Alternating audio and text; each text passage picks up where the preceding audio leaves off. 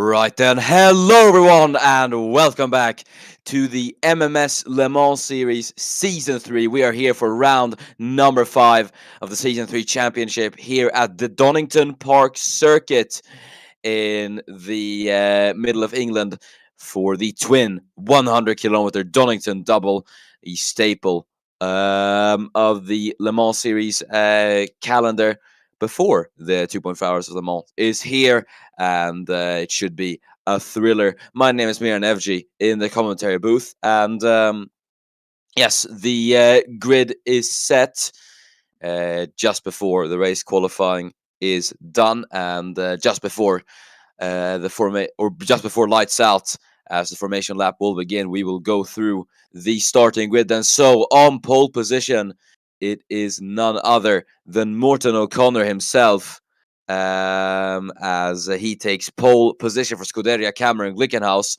and alongside him it is his teammate Darius Petrauskas to make it Scuderia Cameron Glickenhaus 1-2 in qualifying.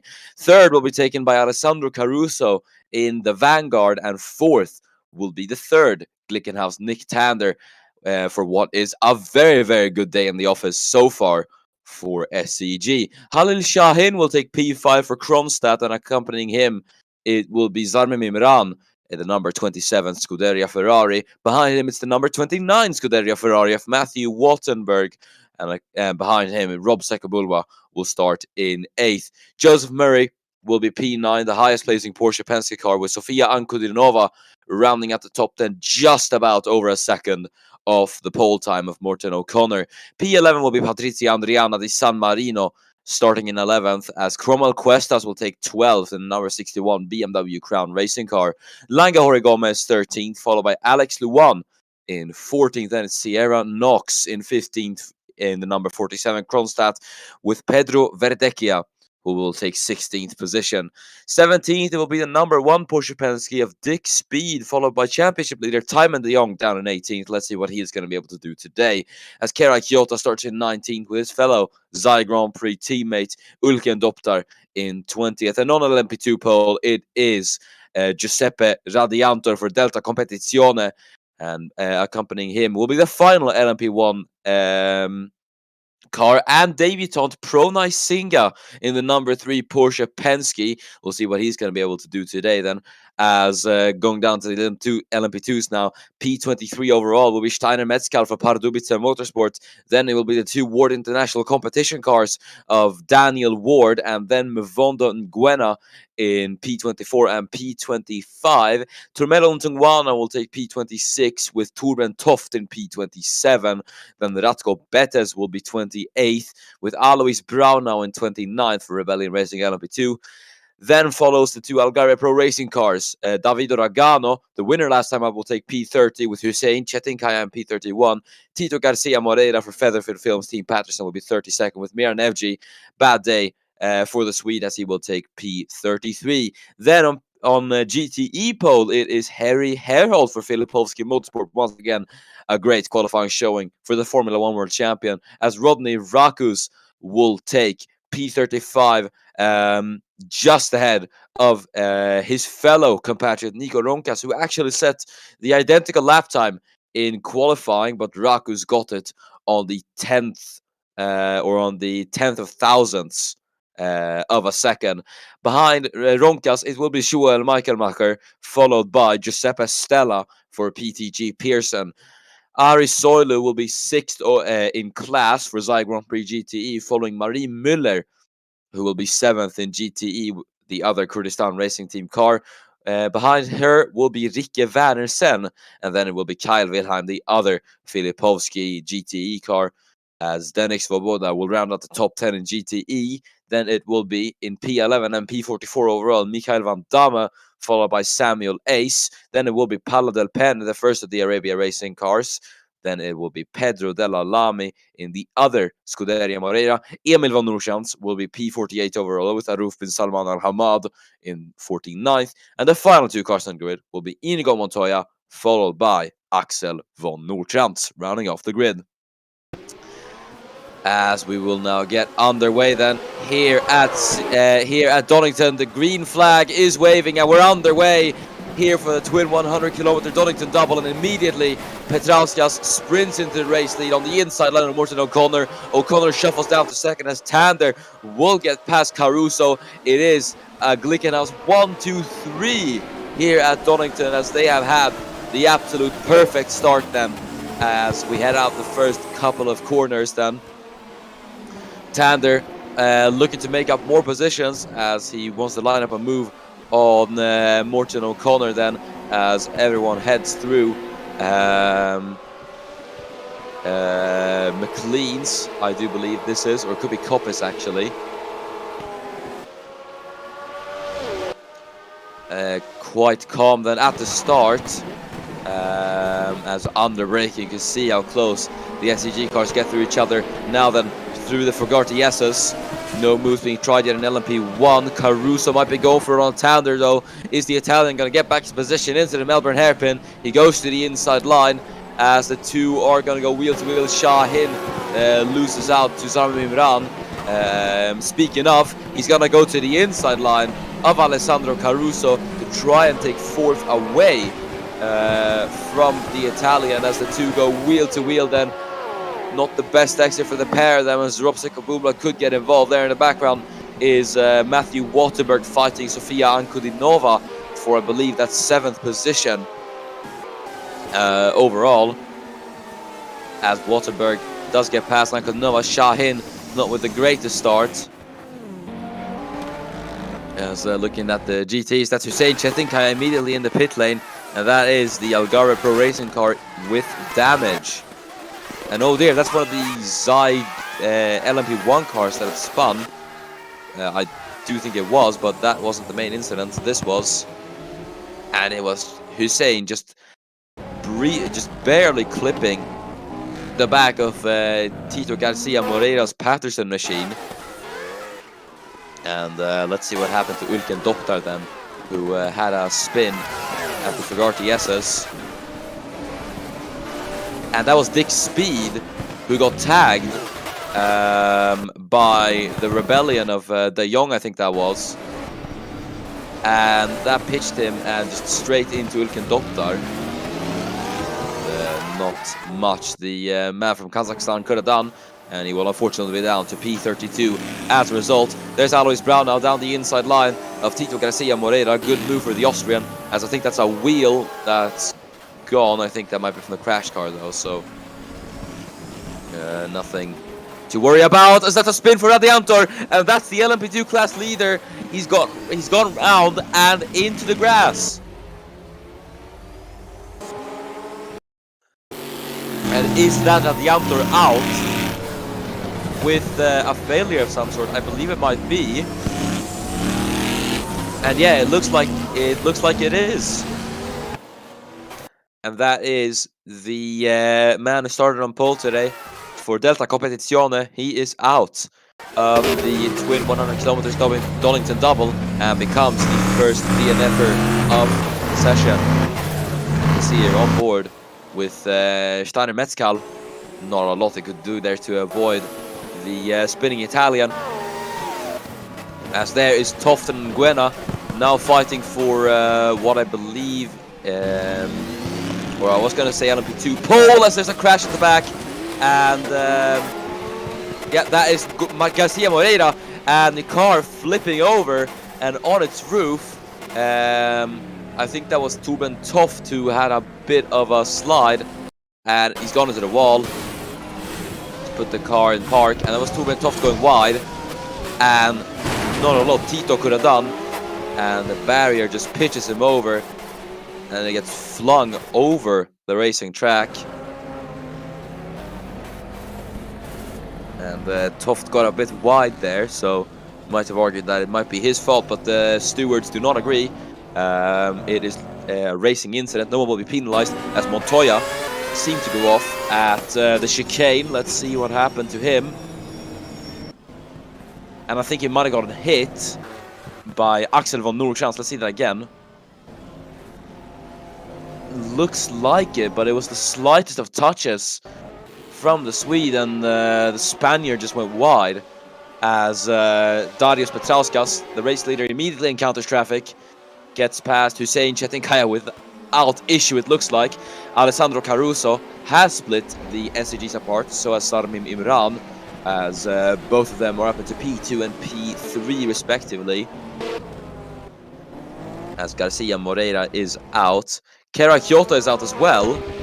And I think, yeah, he's stuck in fourth. That is the Zai Grand Prix car out as well. And I believe that's our first LMP1 DNF. Ratko Betes is in the pit lane. Not a good day for Caio Betes Racing, it looks like. Let's see what happened to him. And he just went into the side of Nguyen on the track. That's a very bizarre accident. But I think he was trying to overtake the slowing Kyoto, Doptar, and he just didn't see Nguyen. Bit of an odd accident, but he's in the pits for repairs. As we're looking at the battle between the two GTE cars, Soilu gets past Giuseppe Stella on the inside line. Stella is gonna have to defend now from Marie Müller, as well as Müller's gonna be on the outside line. The Liechtensteiner driver is unable to get past the Pearson car, and they will hold positions for the time being. Great battle in the GTE field. As we're looking at Pranay Singha, who's being held up by Trumeron Tugwana, the Indian on his debut, not having the greatest of times, as he's going to get past Tugwana and Metskal as well. So we'll see what he's going to be able to do. Heading into Goddard's, not a lot, as that's Luan with damage. And this seems to be a visit into the barriers for the Vietnamese driver. So he went, so he got a bit out of shape then. And that was a bit of bodywork flying. That was Wattenberg, as O'Connor just completely overshot the chicane. And yeah, not a lot O'Connor could have done there, to be fair. And then Luan just went on the grass and just spun on his own, almost collected like a Horigoma there. But that's a very, very bizarre accident. I don't know what it was trying, really. But the car just goes. And a bit of a sloppy re-entry. Not the greatest day in the office for Scuderia Ferrari. As, yeah. As that's Alessandro Caruso. Ooh, that's him with damage. That sloppy overtake on Darius Petrauskas has resulted in major damage for the Patterson car. And that'll see him out of the podium in the early stages. Big shame, but this will benefit Darius Petrauskas massively. As you can see the gap, he has a Rezarme Mimran at the moment. Caruso will not be too happy about that. Ali Shahin is now behind Morton O'Connor, trying to overtake the Australian for P5. Then let's see if he's going to be able to get anything done. Yellow flag, and that is Matthew Wattenberg, who once again has had an off, it looks like. And that in the background, that's Pranay Singha, and Singha has dropped it looks like, into the gravel trap. It's back underway just barely, as Ulken Doptar has a close call with the Indian into Coppice. As LMP1 battle going on then for P9. There is the two BMW Crown Racing cars swapping. Verdecchia to the inside line of Cromwell Cuestas, as the two BMW Crown Racing cars will battle. Knox in the Kronstadt's going to try to get involved then as we head into turn number 1. Cuestas will hold it for the time being. Is Sierra Knox going to be able to do anything then? We will have to wait and see as we head through the Craner curves. Verdecchia chasing down Cuestas. He wants retaliation for that position. Cuestas wants to maybe work as a team here, try and get up to Ancudinova and Di San Marino, who are all in this very, very tightly packed battle for P9. You can see then, as we're going to head into McLean's, there's a yellow flag as Knox goes to the inside line of Verdecchia. What has happened? It's Nick Tander. And Nick Tander has spun off, it looks like, as he's forced Knox off the track in his re-entry. As this was Tander onto Chetinkaya, lapping the Turk. and he's just spun. Forced O'Connor off the track. A bit sloppy from the Australian, as I think it was just carrying too much speed into the corner. Bit of oversteer turned into overcorrection for the Aussie. And then re-entering, that's Knox having to take evasive maneuvers. Was able to keep it in control, but she has lost quite big amounts of time. And that's Chetinkaya, who's spun round as Joseph Murray's involved in it. Seko Bulva as well. As that's Imran. Imran with damage. I believe, has he done the same mistake as Alessandro Caruso? Yes, he has. Into the Melbourne hairpin. He's tapped the back of Darius Petrauskas.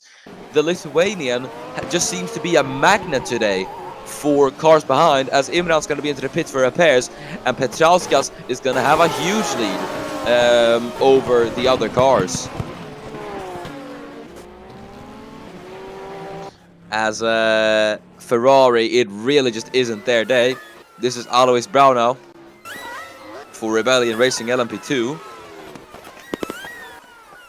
Let's see what happened to the Austrian. This one that happened a while ago. Could it have been an incident lapping a few of the GTEs? No. This was quite a major accident, looks like. And he just loses it. I don't think it's a mechanical failure, but he just loses it, goes into the wall, and that's FG. FG spins as well. I guess he must have seen the yellows, and Toft spins as well. That's Brownell's teammate, who does the exact same mistake. What's happened here? This is very, very odd. As Brownell gets it back on track, but I guess the drivers maybe weren't anticipating the yellows and maybe panicked a bit into the corner.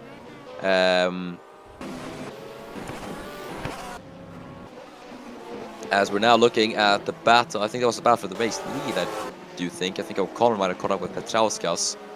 As we're looking at this humongous battle for P8 now, as Verdecchia is going to get past Chetinkaya. Knox gets damaged trying to lap the Algarve car, and that is going to be big news for Kronstadt, as that is going to be Knox with damage to a front splitter.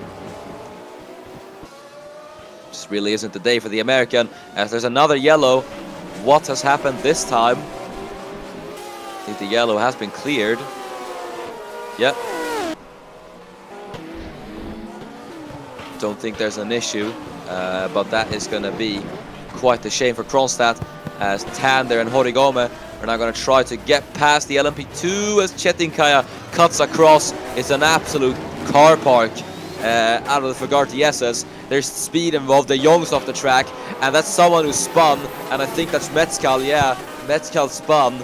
Absolute chaos here, as he's going to re-enter just out of Vulcan Doppler. There's damage to one of the Wick cars, I think it was. Jorge Gomez off the track, and there's a bit of bodywork flying off once again. Knox is going to come into the pit lane. The Aston Martin car is going to come into the pit lane as well. It is chaos in the LMP1 midfield. Rodney Rakus is into the pit lane. What has happened to the Finnish Scuderia Vincenzo Ferrari? Let's see. And that was the yellow. And he's up on the barriers. That is a big accident for Rodney Rakus. And let's see what happened here. So Alois Brown was trying to lap him, and he just tips the Finn over. Huge accident. And he's up and over. Luckily, the catch fencing was able to stop the car, but that is a major, major accident for the Finn. And I am not surprised if there's going to be a penalty for it, and there is. 10 seconds for Alois Brownau for causing a collision. Rodney is able to continue though I'm pretty sure he'll be able to feel that one in the morning. As Morton O'Connor now gets a bit of traffic. Halil Shahin is there in third. O'Connor gets past. Can Halil do much of the same? Yes, he can. Shahin, who isn't really the greatest with traffic. We'll see if he's going to be able to keep it out of the back of anyone today. That's going to be the main objective, as O'Connor gets a bit of a slide there through the chicane. Shahin stuck behind traffic. He's going to try making 3 wide with the 2 GTE cars. Gets past them on the straight. It's 2 and 1. As you can see there in the background, that's one of the Ferraris and the Porsches.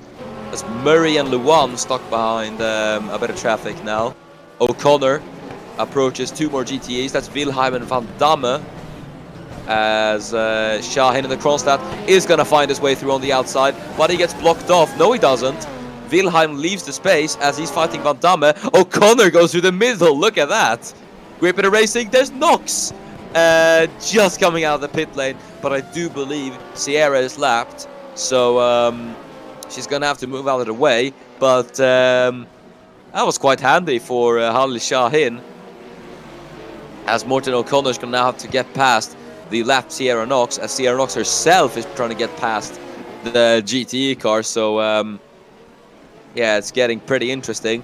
See Shahin getting past Samuel Ace. Knox and O'Connor should give us Rikke Wernersen. No, not quite for Morten O'Connor. As that's Metzgal into the pit lane. What's happened to Steiner Metzgal? And oh, look at this. So Ulken Dopta is involved. That was Betes, who was just careening off the track and into the side. What happened there? That is very, very bizarre. And so, oh, Metzgal had a previous incident. He collided with Singa.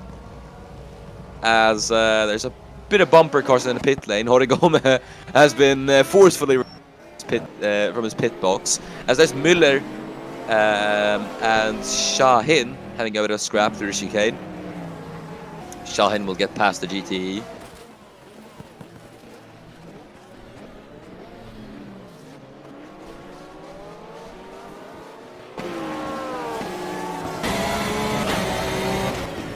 As we've already done 7 laps of the first race here at Donington.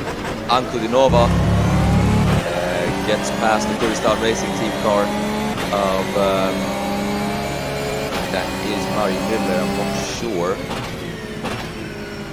As we're on board with the super speed motorsport machine of I think this is Schuel Michaelmacher, if I am not mistaken, and through Craner curves. Michaelmacher on the attack.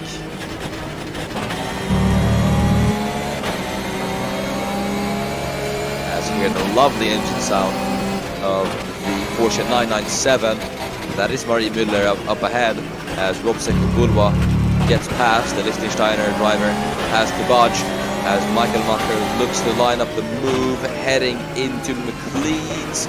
Not close enough for him as he left past Cromwell Questas, and you can really see, especially on the onboard, you can really see the speed difference between the prototypes and the GT cars. As we're going to see what happened to Patrizia Andriana di San Marino, and that's damage hitting Giuseppe Stella. So the Waterwood Aston Martin racing car will have to come into the pits for repairs. Big shame for Di San Marino, who qualified quite well for AMR. As Murray tries to get past Nico Ronkas, had a bit of a touch with the Finnish GT champion. As Murray and Ankudinova get past in this battle for P4. I have to say, Joseph Murray doing very, very well in 4th at the moment. He has been carrying that Porsche Penske car to very, very big heights.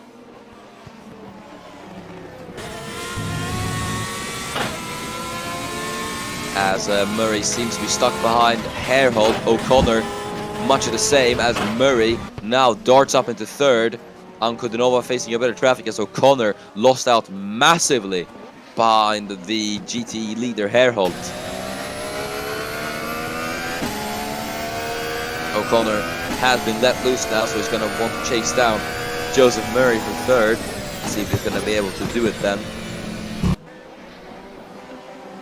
Bit of a slide then through the chicane. Could hamper him a bit. So that's Torben Toft in the pit lane. And and I believe this is a scheduled stop, if I'm not mistaken. Looks to be. Yeah, so that's our first scheduled stop of the session, I do believe. As Murray now fending off O'Connor in the battle for third between the two LMP1s. The SAG of O'Connor is going to have better straight line speed into turn 1, though. O'Connor isn't able to try anything. So we'll see what's going to happen here then.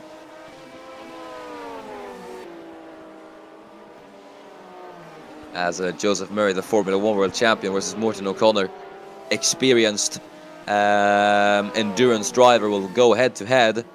One in a bit more powerful machinery, let's say that. As heading into McLean's, is O'Connor going to go to the inside line? No, he does not. Stays behind in close pursuit of the Porsche Penske, then heading down Starkey Straight into the chicane. Surely he's going to try it here.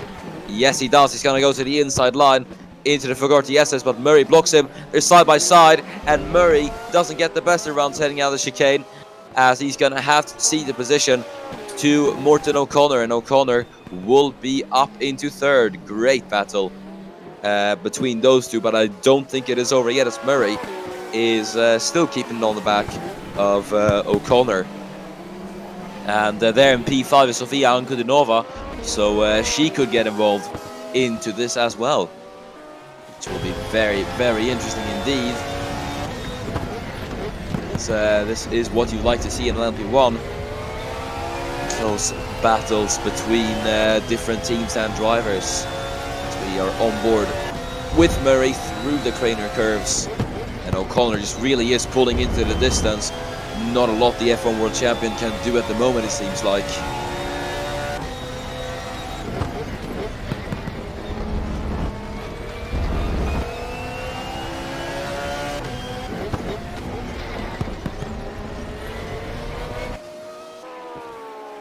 Into Coppice. Ankudinova not able to make any gains, as we're looking at O'Connor. Then we briefly saw Petrauskas in the race lead. Shahin has gotten his way back up with the second. So good stuff from the Kronstadt drivers. Murray made a bit of a mistake there, heading out of the Fogarty SS. He dipped a wheel on the grass there, and that's allowed Ankudinova to catch up a bit. So we'll see if the Rebellion is going to be able to start fighting for fourth anytime soon.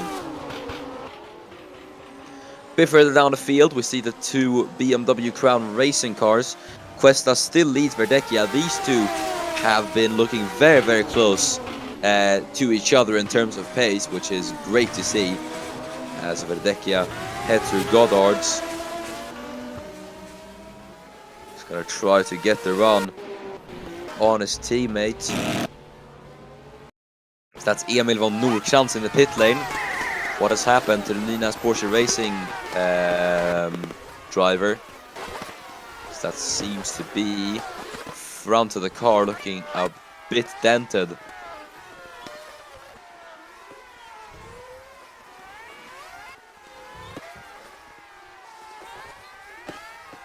I'm not sure when this happened. Must have been a while ago. Haven't been really paying much attention to GTE.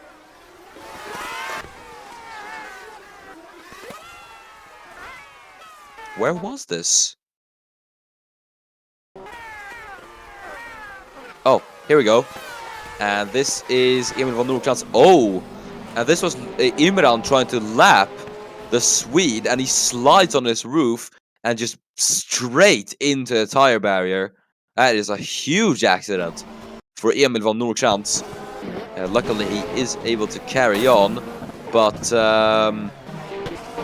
yeah, there has been a 10-second time penalty issued to Sarmi Imran, as that's Caruso off the track, and he spun round, trying to overtake the GTE cars. Caruso got a bit greedy, it looked like, and he's going to have to try and re-enter as best as possible. Watch out. And decent re-entry for Caruso. just ahead of Alex Luan, who's going to go to the inside of the Italian. Not the greatest day for the GT champion and Patterson as a whole, as that's Knox to the inside as well of Luan. Ferrari struggling as well, it looks like. As that's Verdecchia to the inside of Cuestas. So the two BMWs battle.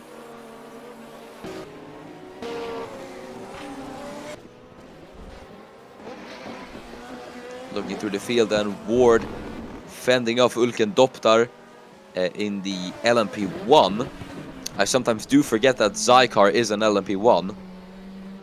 But yeah, things happen. Doptar might try it into Goddard's. Backs off into the final corner. As Ward, who I believe is the LMP2 leader, will hold his position for the time being. As Murray has been overtaken by Sofia Ankudinova, so Ankudinova up into 4th. So let's see how she got it done then on the Formula 1 World Champion, as into turn number 1 with the increased engine power compared to Murray to the inside, and then through Hollywood gets it done. Nice move from Ankudinova. As that is Stella coming into the pit lane for a scheduled stop. Singa's going to go to the inside of Stella and FG, as the Indian is wasting no time cutting through the traffic. FG comes in to the pits. That is Ragano who's coming in as well. So a lot of the LMP2s coming into the pits. As we onlook the Craner curves. There's Matthew Wattenberg. What has happened to Matthew Wattenberg?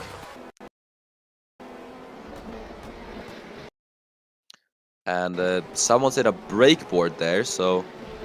And that's Marie Müller, who I believe made contact with Hussein Çetinkaya, and Müller just went off the track, hits the 100-meter board, and, well, I mean, you don't really get any points for that, do you?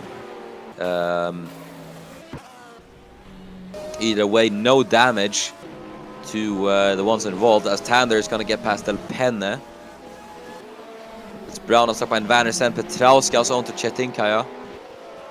No issues there for Darius Petrauskas, who, I don't want to jinx him obviously, but for these past 15 laps has been looking very, very solid.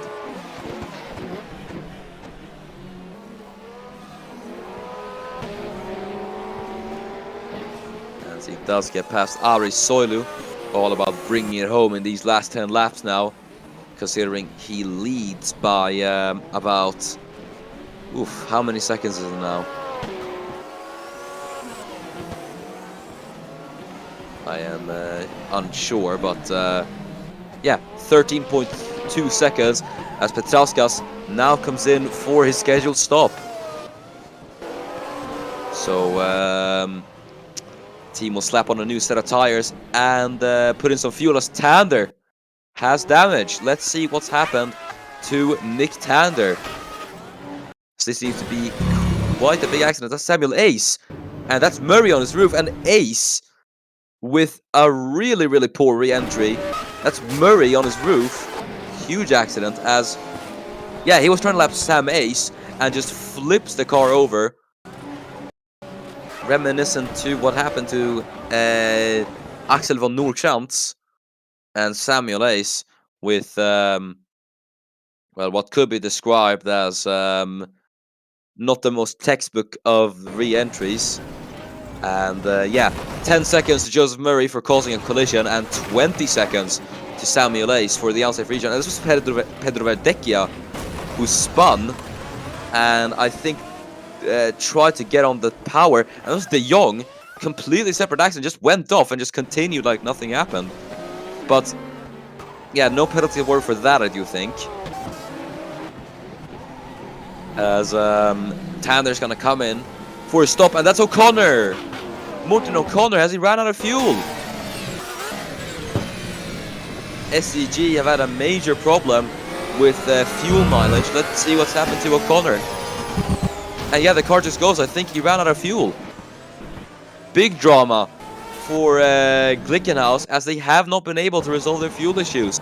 And just at the pit entry there, they will be absolutely gutted with that, as Tander with damage as well. Things have turned sour for Scuderia Cameron Glickenhaus. Petrauskas will be their only hope, as he is in the pit lane, and he should be out about now, I should say. Bit of a longer stop for Petrauskas.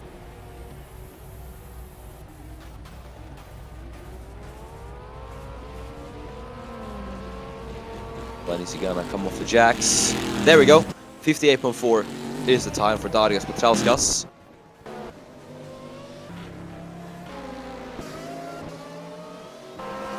As Halil Shahin now has the de facto lead over the race. He doesn't lead by much from Sofia Ankudinova, though. Alois Braunau defends from Ankudinova. Sofia won't be too happy about that, as there's a yellow flag. What has happened?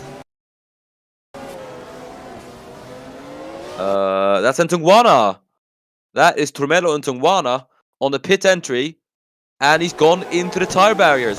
What has happened to the Botswanian? And he's out. That's a tire off.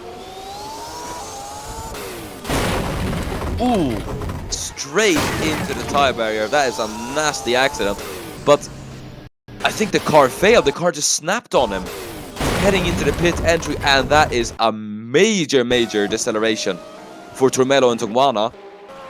Hopefully he should be alright, but that is both Delta Competizione cars out of the first race here at Donington. Big shame for the Italian outfit, as that's Bettes with damage. What has happened to Ratko Bettes? Bettes, who has been involved in a lot of accidents this race, it looks like. He just can't catch himself a break, which is a shame for the Serbian Formula 1 race winner.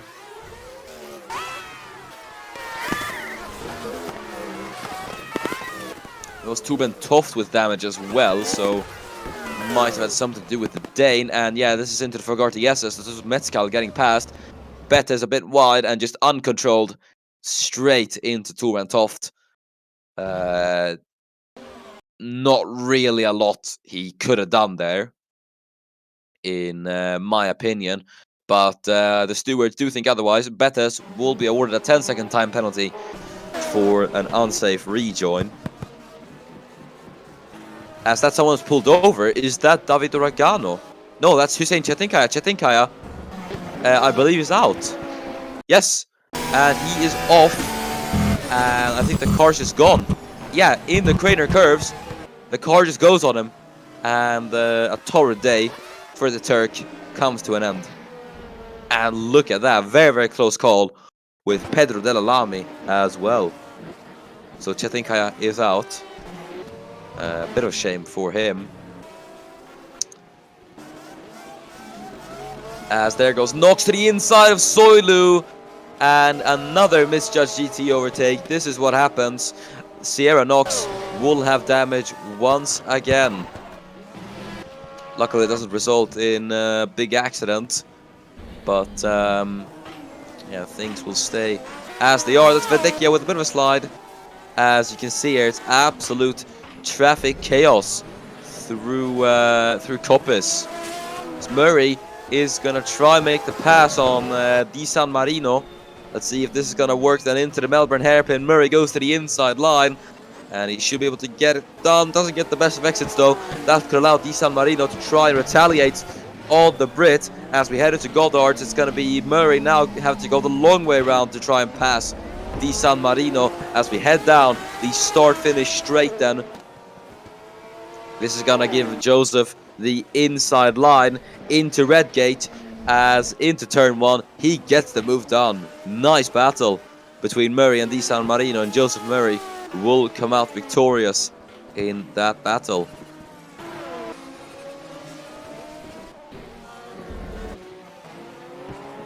Shahin continues to lead, but he is coming in this lap. Kronstadt trying the overcut then. Or I shouldn't say the overcut, well maybe. But either way, this might be good for Shahin, considering he's going to have less fuel in the car, and thus the car will be lighter. So we'll see what they'll be able to do then. Verdecchia low on fuel, so he might be coming in as well very, very soon. Time in the Young up ahead in P6. As Verdecchia is gunning to get past the Dutchman and the championship leader, and Shahin is in. So let's see what will happen then. As Cuestas is coming in this lap. So the Guatemalan comes in. Seco Bulwa is in as well. Pedro Verdecchia is Cuestas' Uruguayan teammate. Will continue on for another lap, but I do believe he should be coming in considering the fuel light is in. And there we go. The pit call is there for Pedro Verdecchia. So the one BMW Crown Racing will come out, or will pit in after another.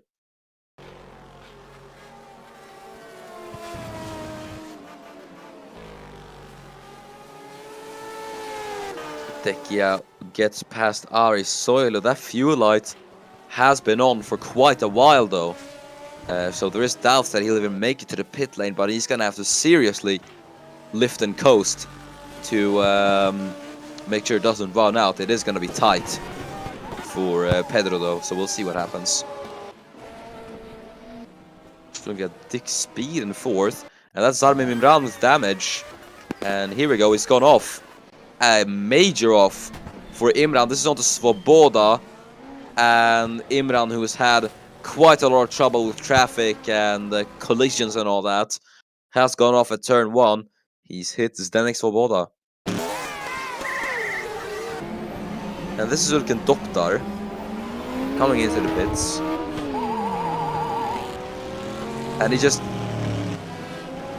Oh. And I think he's out. I think that's a gearbox failure of some sort. And that's Verdecchia. Yeah, we were right. Pedro Verdecchia has run out of fuel on Starkey Straight. And he is out. A major miscalculation from BMW Crown Racing. They should have pitted him at the same lap as Cuestas. And as a result, they've lost a car. That's going to be Pedro Verdecchia out with 6 laps to go. Big shame that Shahin will come out behind Matthew Wattenberg. Question is, where's Darius Petrauskas? He is... Where's Petrauskas? Petrauskas is 6th, so I don't think... well, I'm not sure if SEG gained anything on that, but either way, Petrauskas should have the race lead, at least provisionally, as Ward gets past Samuel Ace, the man in the LMP2 lead. P3 overall, fantastically done from Daniel Ward. So yeah, that's Halil Shahin in P6. Imran in speed, and then Singas in the pit lane as well. What's happened to Patrizia Andriana di San Marino? As that is Rodney Rakus up ahead. It's into the Melbourne hairpin. And just straight into the back of Rob Sekobulwa. What was she doing?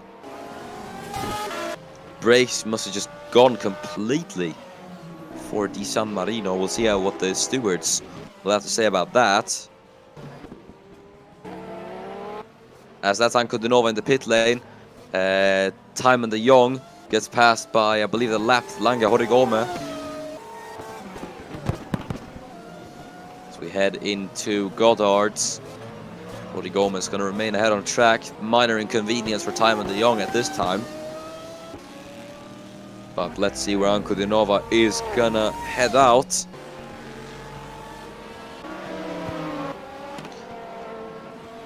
As Anko de Nova is still in the pit lane. Will she exit ahead of Darius Petrauskas? Petrauskas, who is getting past GTEs, is going to head down and start finish straight. And yeah, Petrauskas will hold his lead. The question is Anko de Nova going to get herself ahead of Halil Shahin and get up into second quite possibly? Let's see then. As we're on board with Darius Petrauskas. Now approaching Samuel Ace.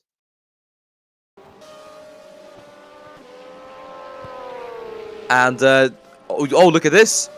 Petrauskas, he's coming into the pit lane.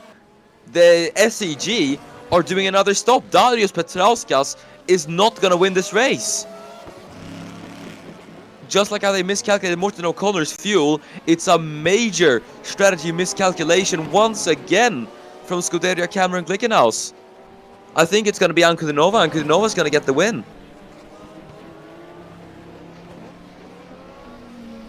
This is major news for Darius Petrauskas, who hasn't set a single foot wrong, and that's Tander just to rub salt in the wounds for Glickenhaus. Nick Tander goes into the back of Paolo Del Pene. And that's Anko de Nova. Anko de Nova's off. And that is going to be the de facto race leader, mind you. So that's Daniel Ward, who leads the race in an LMP2. Petrauskas is in. The man who's done no wrong today has been sabotaged by his team. There's no other way to put it, really. Says Matthew Wattenberg, stuck behind Del Pene. Cromwell Questas, the lone BMW Crown racing car, is going to try to get Wattenberg. That is Nguena for World International Competition now in the race lead. Look at this train, my goodness. Behind Ari Soilu, FG Singa, Mezcal, Nguena, and Caruso. It's like a... how would you say it? A smörgåsbord of different classes and cars and drivers here.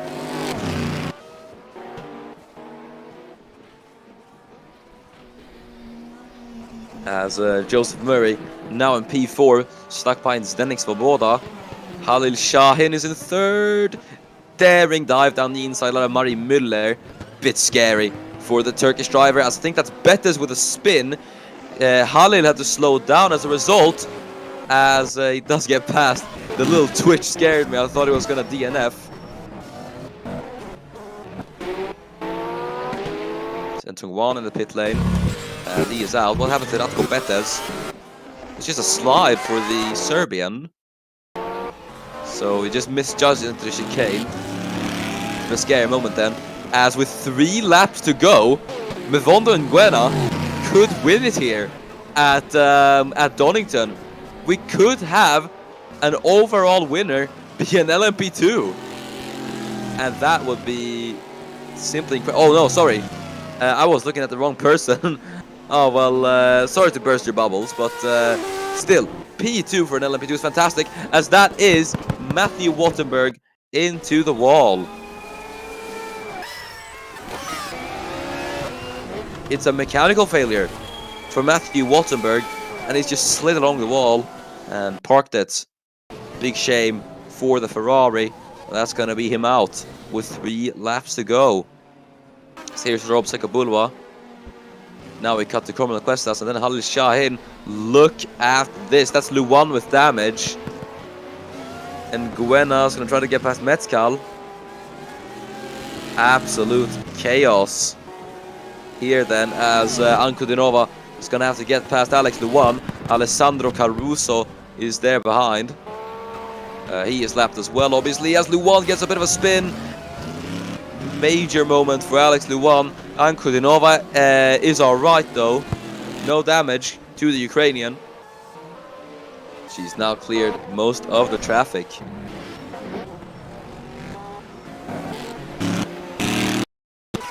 And let's see what happened to Alex Luan then, who had damage. And that was on to Pedro Della Lamy, and tipped him onto two wheels. Incredible from Pedro. He was able to keep that on the track though. So yeah, good stuff from Pedro Della Lamy. It's a low fuel life for someone. Oh well, I think that was a DNF actually. Petrauskas down in 11th. That's Timon de Jong. Trying to get past, and Nguyena's into the pit lane, so he's pitting again. Might still be in the LMP2 lead though, I think, because he's had such a dominant lead. It's Cuestas to the inside of Soilu.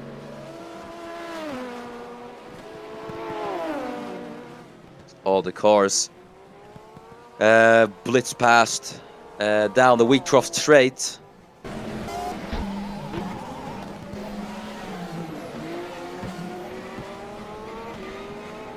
That is Danny Ward. P11 overall at the moment. He's going to pass his teammate Mvondo Nguyena. Ward international competition, I have to say. Their team has been looking very, very strong this season.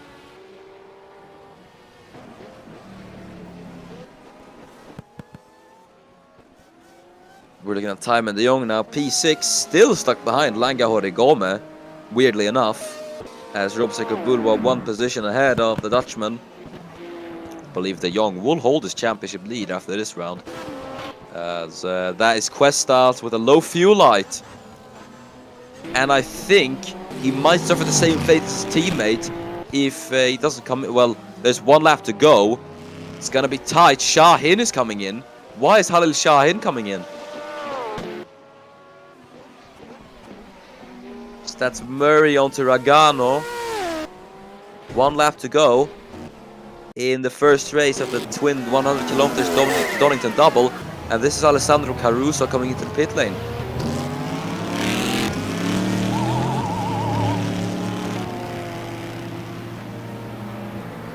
And what's happened? And he's out. Is that a gearbox failure for Alessandro Caruso? I think it is. The Vanguard is out. Big shame for Alessandro Caruso. Not the greatest day for him. As this is gonna be odd. Because Kronstedt, I think, are pitting Shahin. Oh, that's Halil Shahin, and he's out. He's ran out of fuel on the final lap of the race. And Kronstedt, I've got it wrong as well. Shahin from second on the grid, or second in the field. It could have been Kronstedt's first podium. They are out on the final lap. There's nothing more heartbreaking than that. That's gonna bring Joseph Murray to second. Now Questas. Cromwell Questas, it won't be the podium for BMW either. As both BMW Crown Racing cars out due to fuel mismanagement, Questas slides across the track. Big drama on the final lap then, but taking the win in the first race, Sofia Ankudinova will win for Rebellion Racing here at Donington. Their third win in LMS. Very, very well done. Joseph Murray take a bow, second for him. His second podium in a row. Very well done. And third for Turismo Autosport, it will be Rob Sekobulwa. What a pleasant surprise, as the Ugandan will take third for Turismo Autosport. Oh my goodness, has he run out of fuel on the line? I cannot believe it. Timon de Jong will get third in LMP1. What drama. Oh, that is heartbreaks of heartbreaks for Rob Sekobulwa. I can't believe it. And Ward, Daniel Ward's gone up in smoke. Oh my god, I can't believe it. What is happening?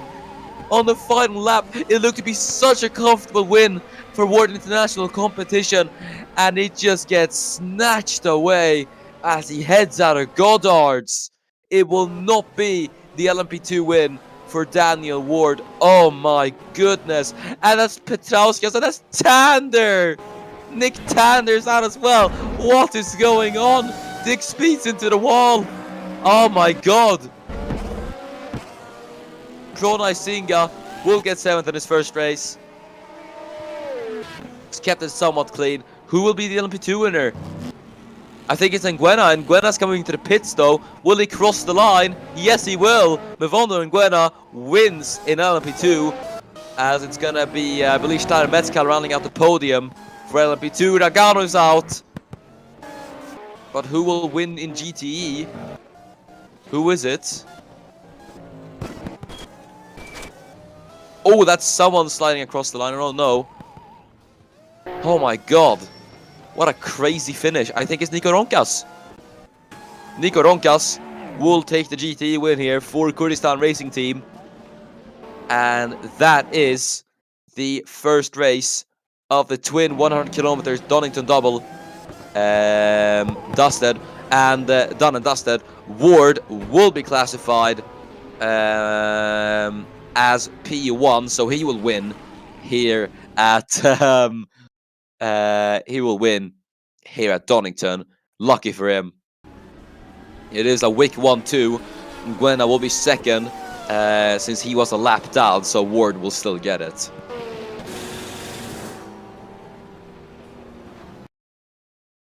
But yeah, that's been it for race 1.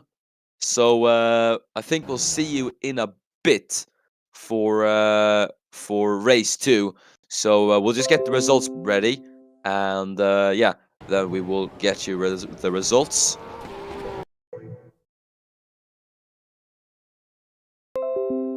I'll be back in a few minutes. So I'll just run back and forth. I gotta do something. So yeah, see you guys for race 2.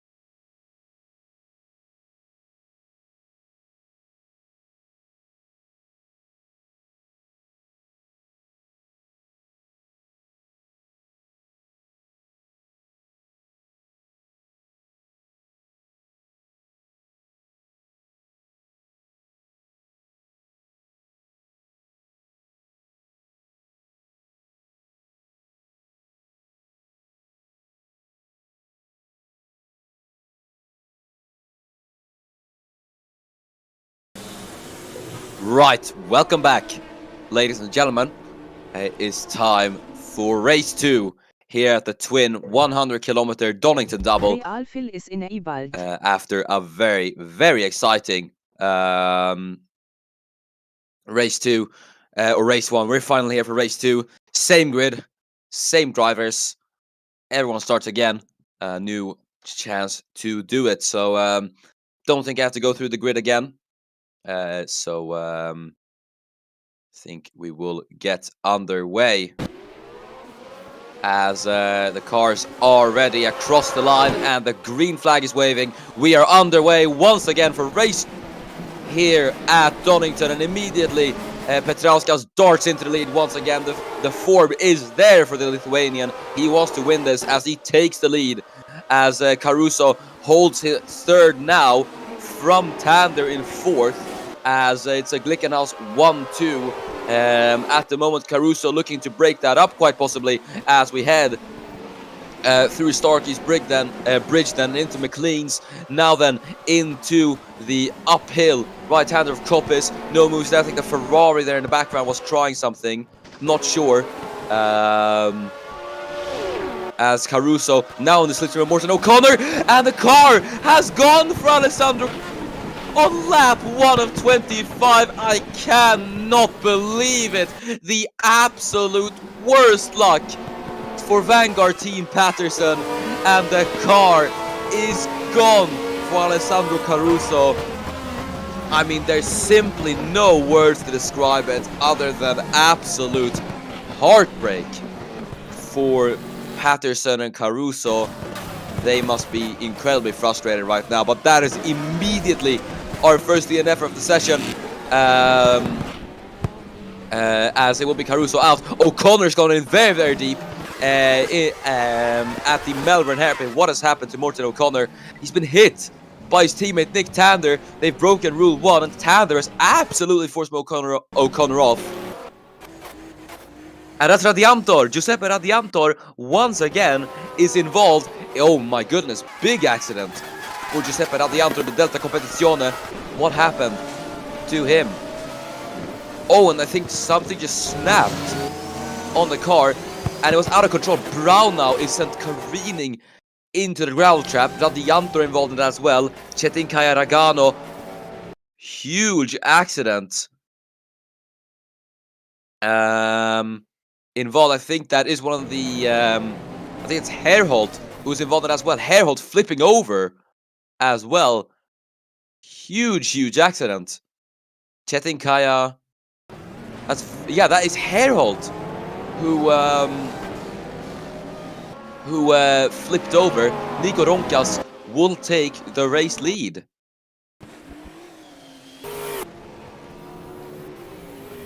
That is quite big drama on the first lap immediately. Brown now with damage. Yellow is out. That's Ragano upside down. The Italian is on his roof. What has happened to Davido Ragano?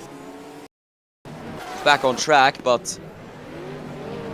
And that was... Whoa! Just straight across the Murray Müller, and that sent the car up into the air. Big accidents already, not what you want to see. That's Ratko Bettas in the pit lane. Matthew Wattenberg's in as well. Yellow in turn 1. That's Dick Speed. And the American, the number 1 Porsche Penske racing car, hasn't gotten off to the greatest start of race 2. What's happening into turn 1? And the car just goes. Gets slowed down a bit as the rear of his car was caught by the tire barrier, but yeah, that is the Porsche Penske car out. As Turben Toft fighting away with Turmelo and Tungwana. The two going wheel to wheel as Tungwana's in the line, quite possibly, but Turmelo will get himself ahead of Turben Toft, as we have a very spicy LMP2 lead battle here. Daniel Ward, Steiner Metzcal, Mevondo Nguena, and then the two guys we mentioned there at the back. Speaking of, Toft will go to the inside of Tungwana once again, and I think on the inside line through Koppis, he will get it done. Not quite. Tungwana's got to keep it side by side through the Fogarty SS now, as he will have the inside line. He's going to go to Nguena even, and Nguena runs wide, and that's not going to be good, as he smashed into the side of Mir Nevji, and Mevondo Nguena has got it all wrong, as that's going to be damage to the Caio Bettas racing car, and I do think Nguena has damage as well. Let's see what happened. As Tungwana sent it up the inside. Was there contact? Because that could change things if there was. And I think no. I don't think there was. I think Nguena just... And this was Metzcal. Steiner Metzcal. Oh, look at his Ward. I didn't even see this. Ward just completely straight lined the chicane because he missed it, and Mezcal went into the back of the Brit, and yeah, 2 time penalties dished out. Both Wick cars get 10-second time penalties for unsafe rejoins. Big drama in these opening laps, and that's Shahin with damage. What's happened to Halil Shahin?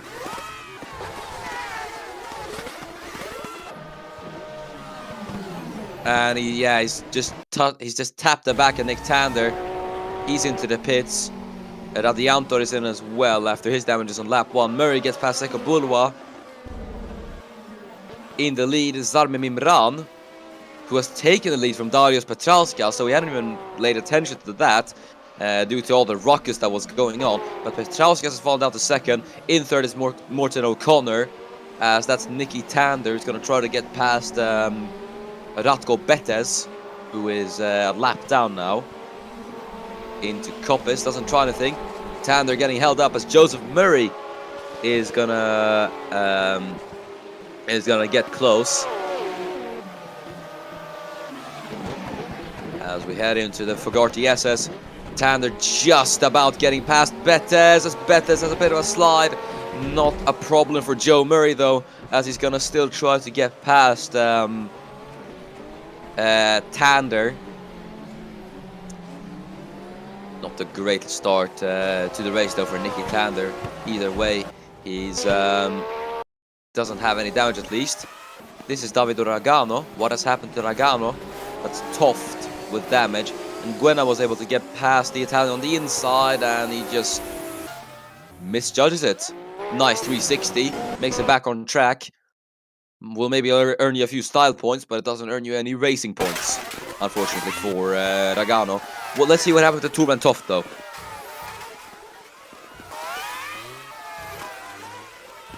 This must have been his turn 1, I do believe. And Entungwana, ooh, that's difficult to lay judgment on. Entungwana had a bit of a slide. And, yeah, it is a racing incident, as the stewards have said. Montoya's in the pit lane. We just saw Evgenko coming out in the GT lead. Nico Ronkas for Kurdistan Racing Team, and then in second will be Shual Michael Macher, Harry Harrow, and then Rodney Rakus with a bit of front splitter damage. As I said, the one thing I do like about GT is that they always seem to pick up damage somehow, and they just don't really care about it. Not so easy for the prototype guys, especially Daniel Ward, as he's gone into the back of Ulken Doptar into the final corner. Bad goes to worse for Daniel Ward. As through the Craner curves, we see Langa Horigome. Then here to the inside goes Alex, the one on Joseph Murray. Damage for Tander, as he's going to be forced off track. What is going on? Murray's on the grass. Shahin's in the middle of the track. That's Betes off, and he spun across the track. Watch out, Horigome. Brown now. Oof, it's close. Knocked with damage. And, well, I don't really know how to describe it to you, ladies and gentlemen. So that's Tander. If we could get a replay on that. Yep. That was Tander who lost it into Mezcal. Luan went off the track, evasive maneuver. Same for Shahin. Betes spun in the background there. So Ratko Betes spun. Misses RJ Seko Bulwa and just taps Questas. Then Ratko makes it onto the track. Misses these 3 guys, except Sierra Knox, who gets damage. Stewarding nightmare, ladies and gentlemen. Yeah, 20 seconds to Ratko Betes for an unsafe rejoin. So penalty has immediately been dished out to the Serbian. Petrauskas has retaken the race lead. Imran down to third, so O'Connor taking the second. It is really not Nick Tander's race today.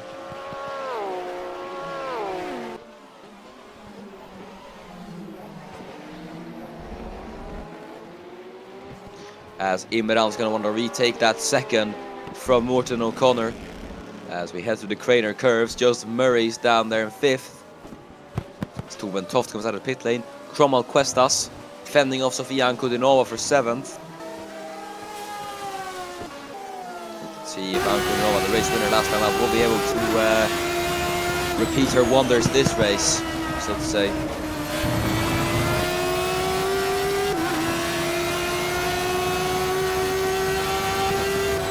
On board the BMW, hear the beautiful sound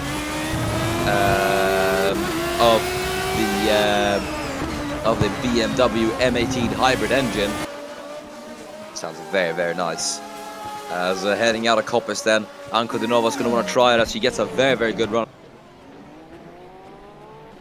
Petrauskas in the lead then, still, as there's Sekobulova and Toft battling, or, well, it's only Sekobulova trying to lap Toft, as Ankodunova got past Cromwell Questas into the Fogarty SS. Let's see what happened. That was contact heading into the corner. Ankodunova got forced out wide on the outside. That's a bit odd. We usually don't see much of that. But Sofia does get the better exit on Cromwell Questas. She had a look on the outside. Is she going to go to the inside? That's like a bull in the middle of the track. Watch out. And that is not ideal for Rob Sekabulwa. Let's see what happens to the Ugandan, who was just almost going to get on the podium. And he just went on the grass, trying to exploit the track a bit too much. That's going to allow Questas to get past Ankodunova, stuck behind Torben Toft. Ankodunova darts to the inside line of the Dane, as Verdecchia will be left to drive there. He's in a bit of pickle there, it looks like, as Petrauskas now encounters the GTE traffic. First round of GTE traffic, as the pit call is there for Darius. So yeah, SEG will be pitting him quite early, actually, only on lap 6. So I think Scuderia, Cameron, and Glickenhaus are playing it safe after what happened in the second race. Oh no! No, that is a... He's stuck in 4th. It's a gearbox failure for Darius Petrauskas. Major drama. Once again, Darius Petrauskas, only thing hampering him now is the car itself. And I have to say, such a shame for the man from Lithuania, who has been on such good pace this weekend. As that will be Darius Petrauskas out. Morten O'Connor, the other SEG, will inherit the race lead. That's going to bring Zarmi Mimran to 2nd. And then it will be, I believe, Joe Murray in 4th. Yes, it will.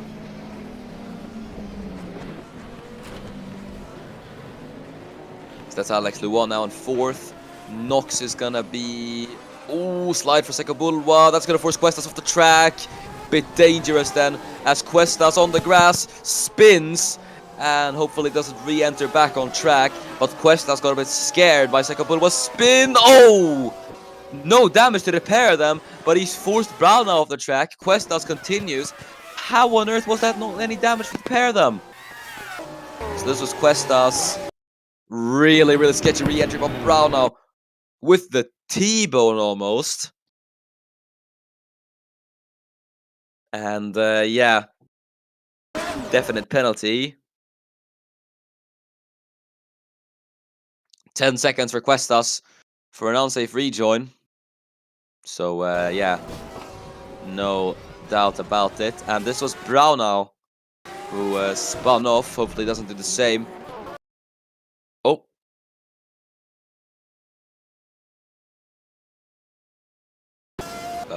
There he is. Yep, things are alright, looks like. And this is on board. And just barely anything he could do there. Which is a shame. Time at the Young not having the greatest of times down in P34. As we look at the two prototype technology group Pearsons. Stella leads Svoboda. Yellow. That's Questas. And Questas has gone up in smoke. That is the engine gone in the BMW Crown Racing machine.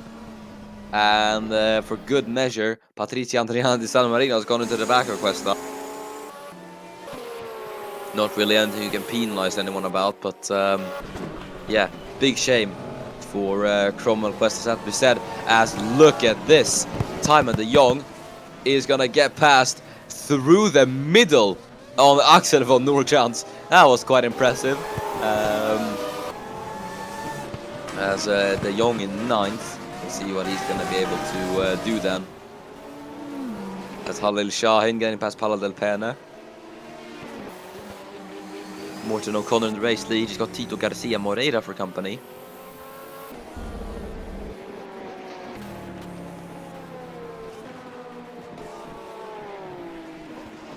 As Murray is going to try to get past Mari Müller. There's Mvondo and Nguena in the pit lane, and that is Nguena without the rear wing. And that's Vettas. Wow, straight into the back.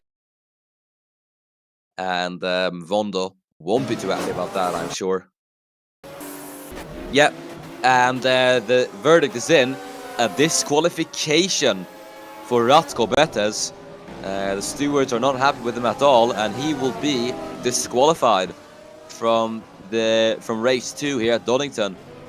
So de Jong gets past Al Hamad. Origome in 8th. Lots of traffic for these guys. There's Verdecchia getting past Kyle Wilhelm.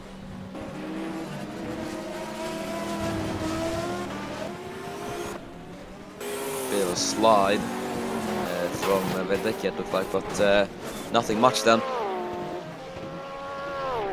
As O'Connor still remains in the race lead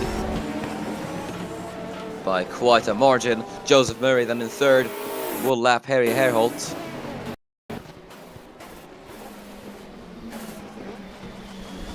As Murray has actually caught the Zarmim Imran, who has been stuck behind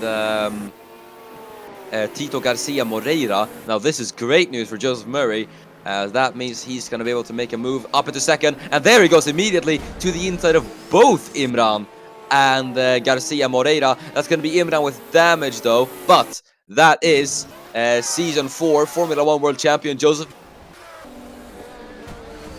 And yeah, Zarmim, not much he could have done. Just into the back. Yeah.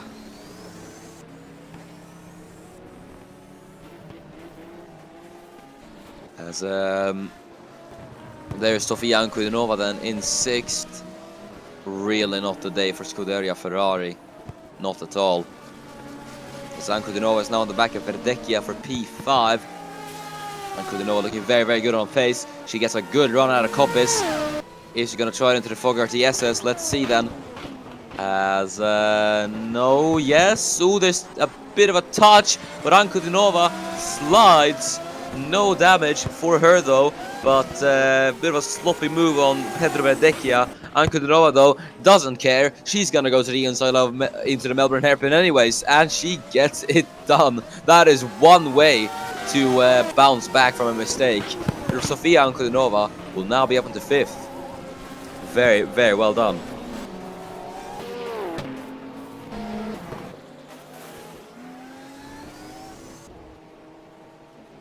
As we're looking at Joseph Murray now in 2nd, stuck behind the Scuderia Vincenzo Ferrari. Oh, who's that? That's a SEG. Is that Nick Tander, I wonder? Yes, it is. It's Nick Tander, and his engine has gone up in smoke. Or a fire, should I say. Not SEG's day at all, and it's a fire from Nick Tander. And the car is gone for the Australian. Horrid weekend for him, I have to say. We got Turmello and Tijuana coming into the pit lane. Is this a scheduled stop for Turmello? Or could it be, I think... Let's see if anything's happened. And oh, that is Betes, who is disqualified, and that was Chetinkaya, who re-entered onto the track, spin out safely, hit Betes, and hit Entuana in the process. So Turmello comes in for repairs, I do believe. 20-second time penalty has been issued to Hussein Çetinkaya. Yellow flags in Koppis. I do believe that's for Tander, so nothing to worry about there. Here goes Luan to the inside of Müller. Horigome trying to get past Michael Macher. Langa Horigome doing very well for himself, I have to say. There in 7th. Timon de Jong is running in 6th. So Timon de Jong, who started in P18, mind you, is doing a very, very good job at the moment. Defending his championship lead, obviously, and that's Ulken Doptar into the tire barriers at Koppis. Yeah, misjudged into the back of Samuel Ace. Car flips over, caught by the tire barrier, and hopefully isn't stuck in the wall. It's just about able to get it out, I think. There we go. Ulken Doptar continues his merry way. Down in only P12, surprisingly. I thought he'd be a bit lower, but he isn't.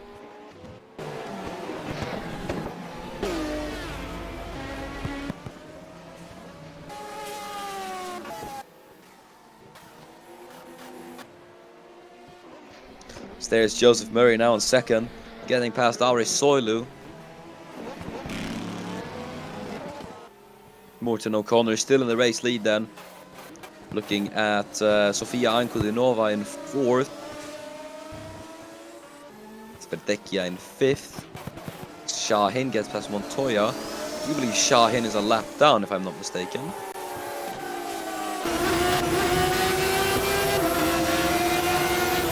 This is on board with this is Timon de Jong, no? No, sorry, that's Pedro Verdekia. Both white cars, so I got a bit confused, but that is Pedro Verdekia in the BMW Crown Racing.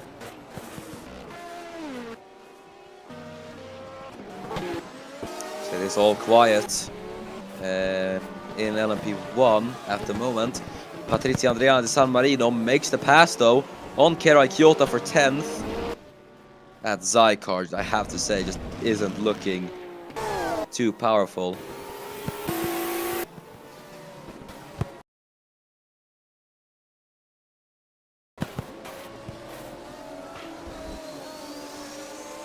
We're looking at the LMP2 leader then.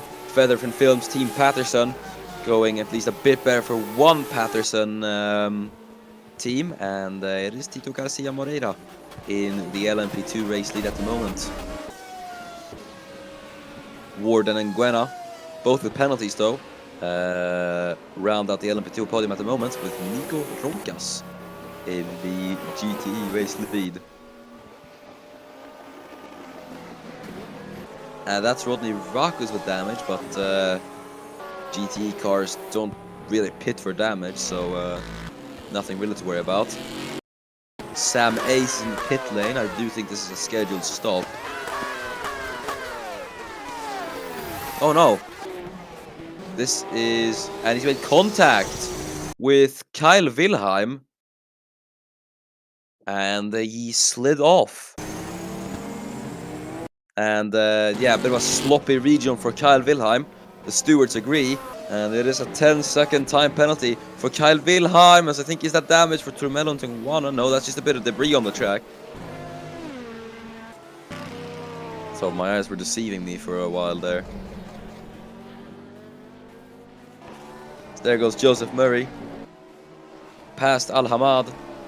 Now Axel von Nordkrantz.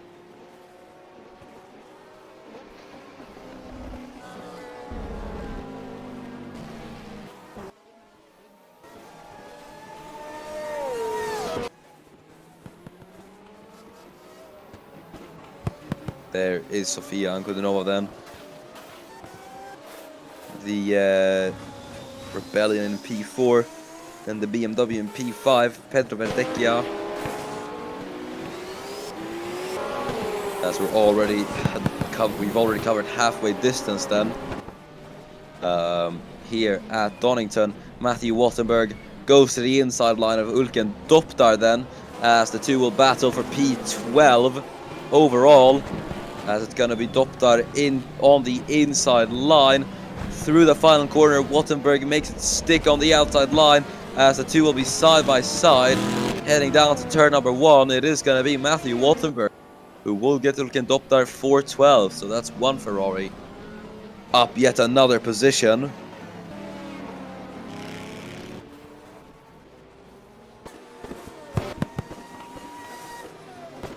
There's Nguena then.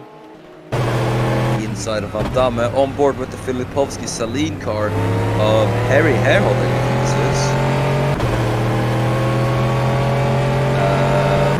Yes, it is.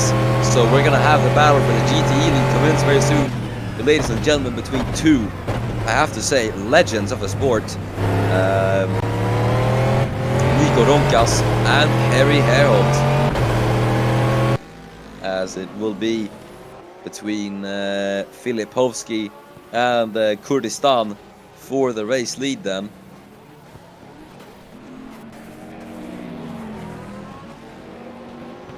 Herhold is catching then through the final corner.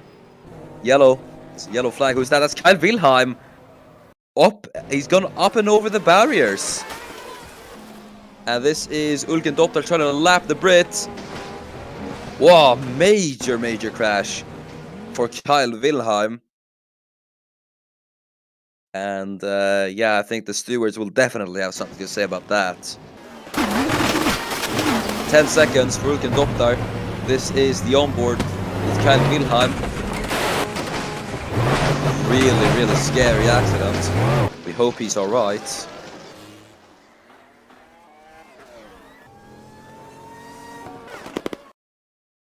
And yeah, I think he is gonna be stuck there.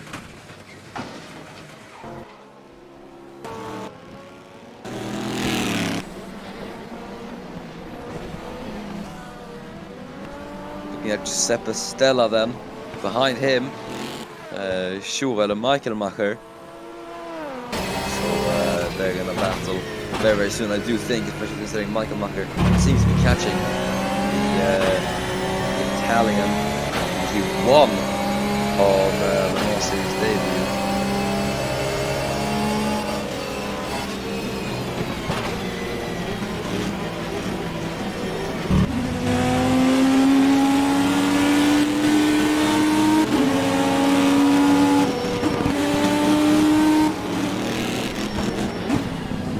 There's Steiner Metzcal then to the inside of Zarmi Mimran. Yellow flag, I think it's for Kyle Wilhelm. No, who's that?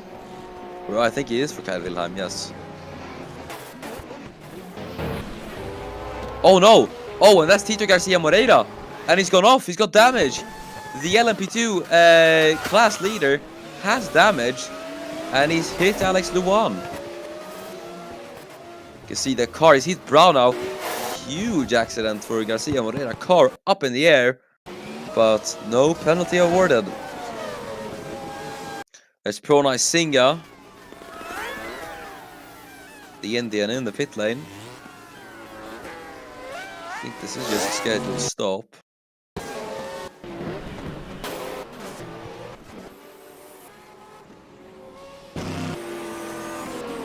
Morten O'Connor then, low on fuel. Is he coming in this lap? He should be.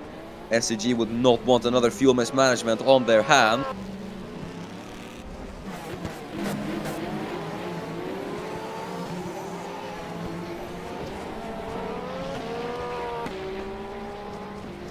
No, it isn't. He isn't coming in. There's a yellow flag in the...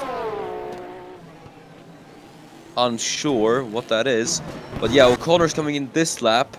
Oh, that's Shahin. Shahin's gone very into the corner. What has happened there? Yeah, there is Morten O'Connor, the race leader. He's out of fuel once again. Scuderia Cameron Glickenhaus, they've done it again. O'Connor, the race leader, runs out of... As they've misjudged the strategy once again. Another fatal error from the American team, and it is gonna cost them dearly. And that's Kudinova! Sofia's engine goes up in smoke. The race winner, the winner of race 1, will not finish. Huge drama as we've had Ankudinova and O'Connor wiped out in the span of not even a lap. And who will be into the race lead then? Checking, as that is Garcia Moreira. And the LMP2 race leader, he is out. Is that a gearbox failure for him, I wonder? I think it is.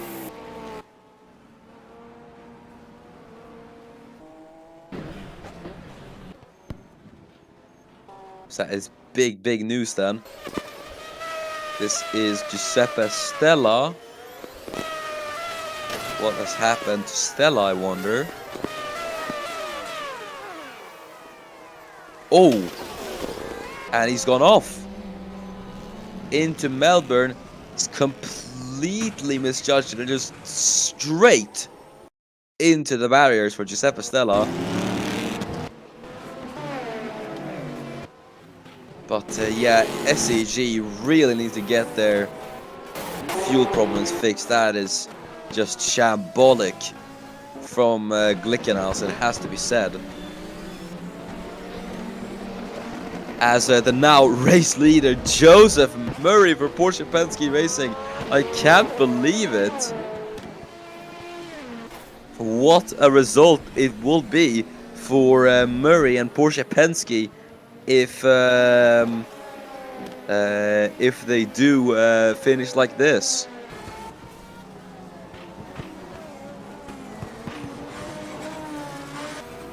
And here's Seko Bulwa getting past Giuseppe Stella. Verdecchia then gets promoted into third out of all this. And oh no! Oh, that is Pedro Verdecchia and the car's gone! Just as I say he goes up into third, the car just goes on Pedro Verdecchia, and that is yet another LMP1 wiped out of the race.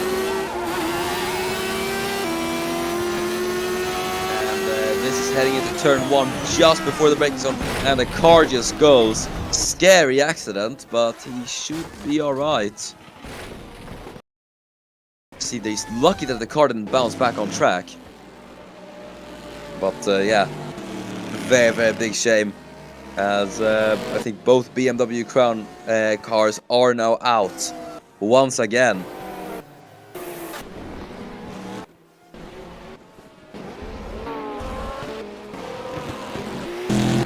As this will promote, well, I'm not sure who will promote up to third, as yeah, I guess we'll just have to see who it does. Stella in the pit lane. Quest is out, yeah. Murray in the lead then from, I believe it's one of the Ferraris in second. I think it's Imran in second. No, Seko Bulwa in second, there you go.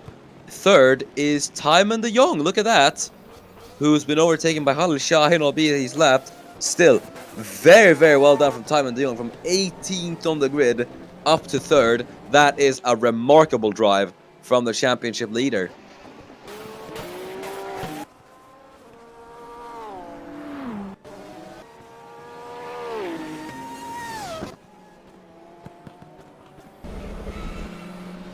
P4 then is Alex Luan for Ferrari, then it's Lange Horigome, and then the low fuel light on for, who is that? Patrizia Andriana di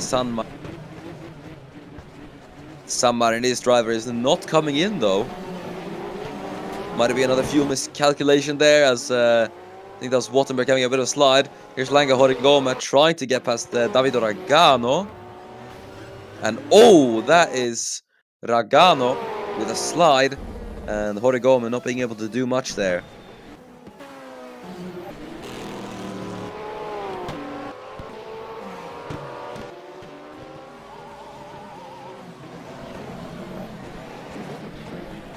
Di San Marino not coming in.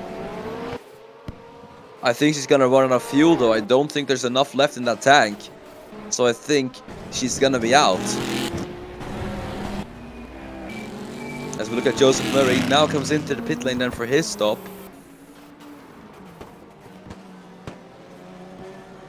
He's not gonna have to fuel much to get to the end, only 7 laps of fuel in that tank.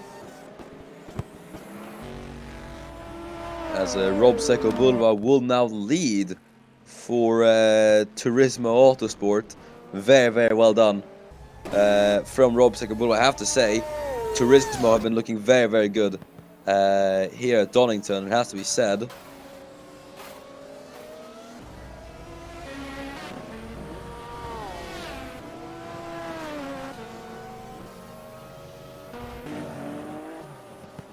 As that's the San Marino, and yeah, there you go. That is another one biting the dust, as you could say.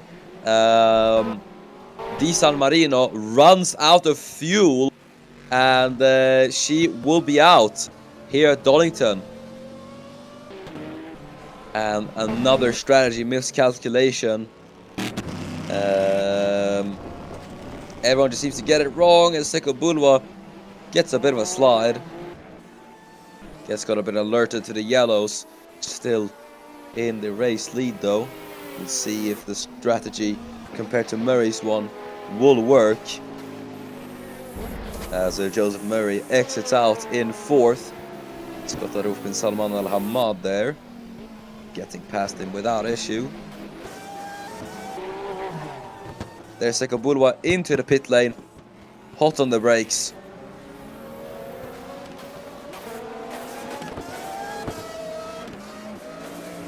Timon de Jong will now take the lead of the race. Very, very well done. There's a yellow there, I saw. Who might that have been? Oh, that's Murray. Murray up on 2 wheels. As I think, has he made contact with Singa? I'm not sure. But he's still able to keep it on track. Keirai Kyoto has a low fuel light, but he is coming in. What was the yellow for?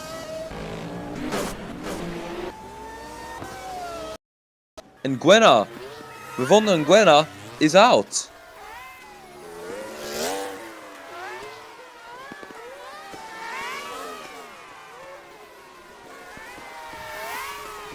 Let's see what happened to Rivondo Nguena then. And there he is. Looks to be a mechanical failure. No visible damage on the car. And yeah. The car just snaps.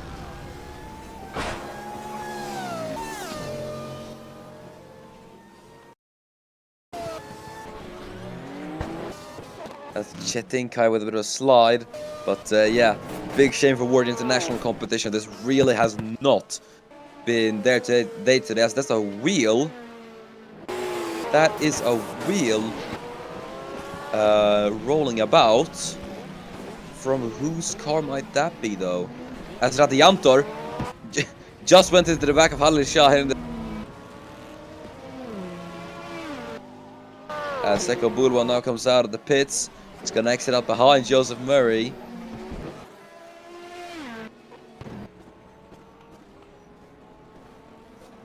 De Jong still remains in the race lead. Question is then when De Jong will come into the pits.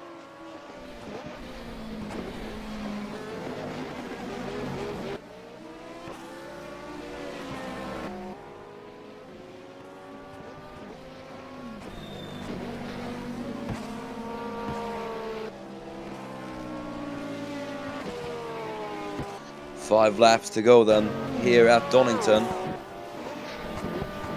Simon Imran then in P5. Matthew Wattenberg in P4. There's Luan into the pit lane from P2. But the question is, whose wheel was that? I'm still perplexed at that question. Gonna check who it was now. Oh, that's Ragano. Davido Ragano, and that car looks beat.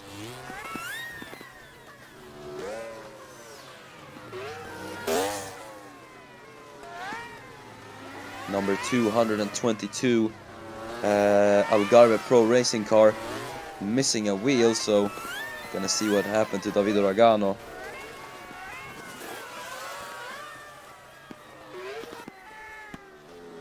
There he is, and that is into turn 1, it looks like. Looks like he's going straight on almost. Oh! Oh dear. And that was Murray coming out of the pit lane. And Ragano unsighted straight into the tire barrier. Huge accident for Davido Ragano. How fast is that? Can't really see. It's about... don't know. Hopefully he should be alright, but I'll certainly be feeling that one in the morning, I am sure. Has that left Murray with damage? That's the question. No, it hasn't. Murray soldiers on in P2 then. Technically P1 as De Jong hasn't pitted yet. Gap is about 31 seconds, so Murray will still be in the race lead. But there's still a decent chance Tymon could be within reach of a podium, as he now does come into the pit lane. That's Mezcal, and I believe, yeah, stuck in fourth. Steiner Mezcal for Pardubice Motorsport is out. Big shame for him. There comes De Jong into the pit lane, and there goes Luan out of the pit lane, and that's Murray with a slide, I think that was.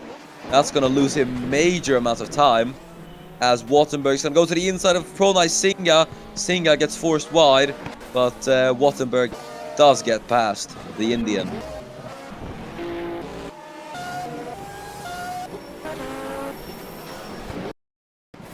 There's Michaelmacher, I believe, with damage.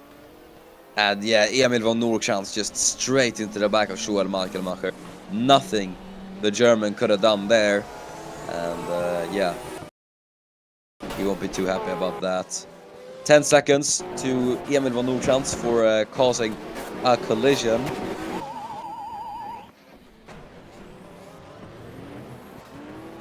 There is Rob Sekaburwa in fifth at the moment. Tymon De Jong and Nico Ronkas in the pit lane.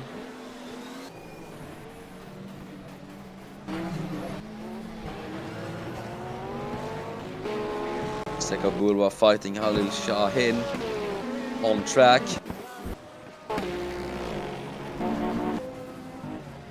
As here comes De Jong then out of the pit lane. There is Al Hamad.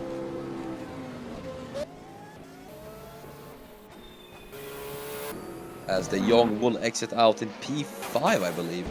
So not P4, not too bad for Tymon De Jong. He could be in the podium.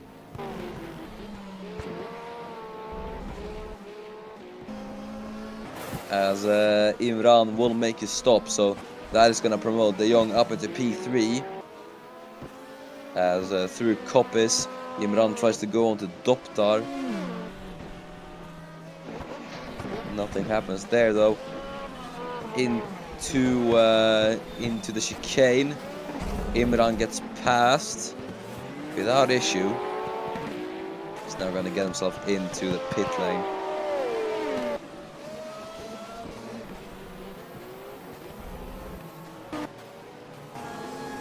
Three laps to go then. It is Joseph Murray, I believe.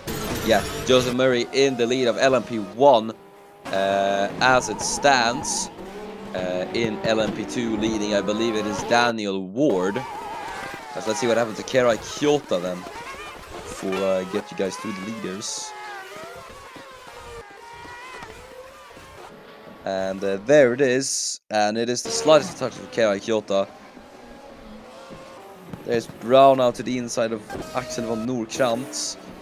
FG's in the pits. And that's damage. Damage for Daniel Ward. That is the LMP2 class leader. And the Brit has got damage. That's going to be big news for them.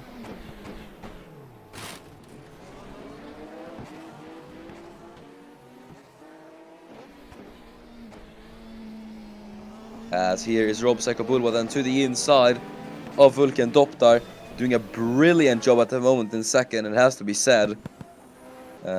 He's doing fantastically so far. There's Imran in the pit lane. Matthew Wattenberg's going to get past his teammate.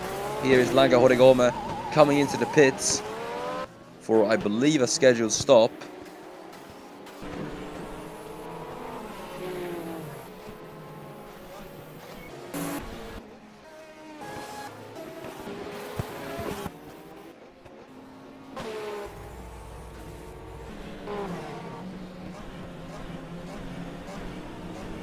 There's Halil Shah and Ulkin Doptar fighting. Doptar slows down those to go into the pit lane. That's held up Halil massively. As, yeah, he's gonna have to try and make up that time lost.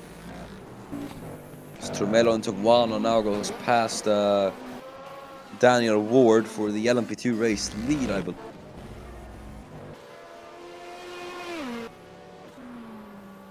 Lap 24-25, that is not what Ward needs at all.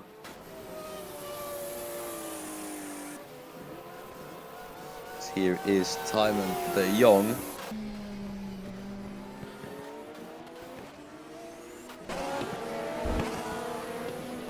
Minding his own business in third then.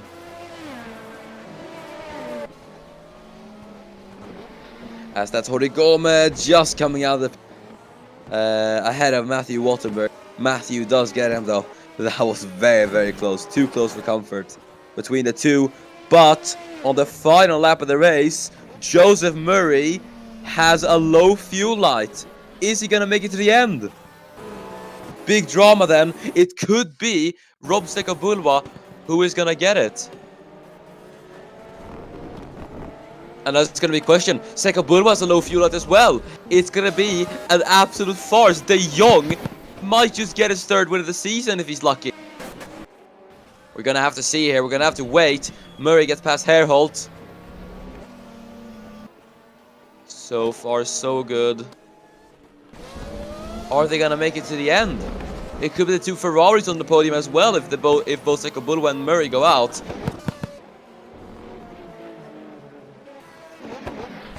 As Murray now heads into Koppes, this could be a historical win for Porsche Penske in a time of struggle.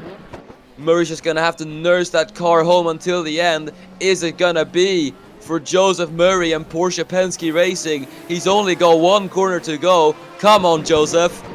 As he will round Goddard's, taking the win.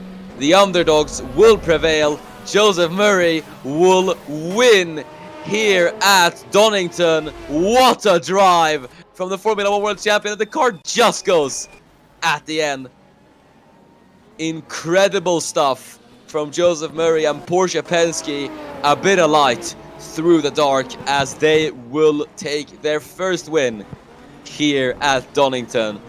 Great stuff. And Rob Sekabulwa, come on Rob. Just across the line. He will take second for Turismo Autosport's first podium in LMS, and Timon de Jong across the line from P18 to P3. What a drive! Murray across the line there for the race win. His teammate Pronai Singhal did not get as lucky as he will be out on a final lap, though he will be classified. I believe Rodney Rakus is the GTE race winner. Yeah, Rakus wins GTE with Ward taking the LMP2 race win.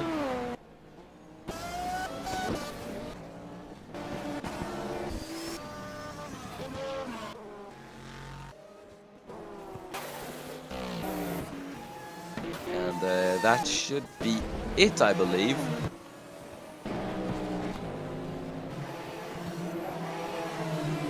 Luan across the line. Imran is going to come into the pit lane. And yeah, that should be it, I do believe. Yes, I think that is it. So Joseph Murray will take the win from Sekabulwa and Timon de Jong running at the LMP1 podium for LMP2. Well, Rodney Rakus will get the race win in GTE. Great drive from him. But yeah, I think that has been it then for LMS. But But yeah, thanks so much for watching the twin 100 kilometers Donington double. It's been a very, very good race, but the action doesn't stop here at Donington Park Circuit. Make sure to join us in 20 minutes for the Le Mans Series Prototype Challenge around here for two 20-minute races. I do believe it is. He will have to correct me on that. But yeah, make sure to not miss that. But yeah, until then, I have been Miran. Thanks so much for watching. And yeah, see you in 20 minutes. Goodbye.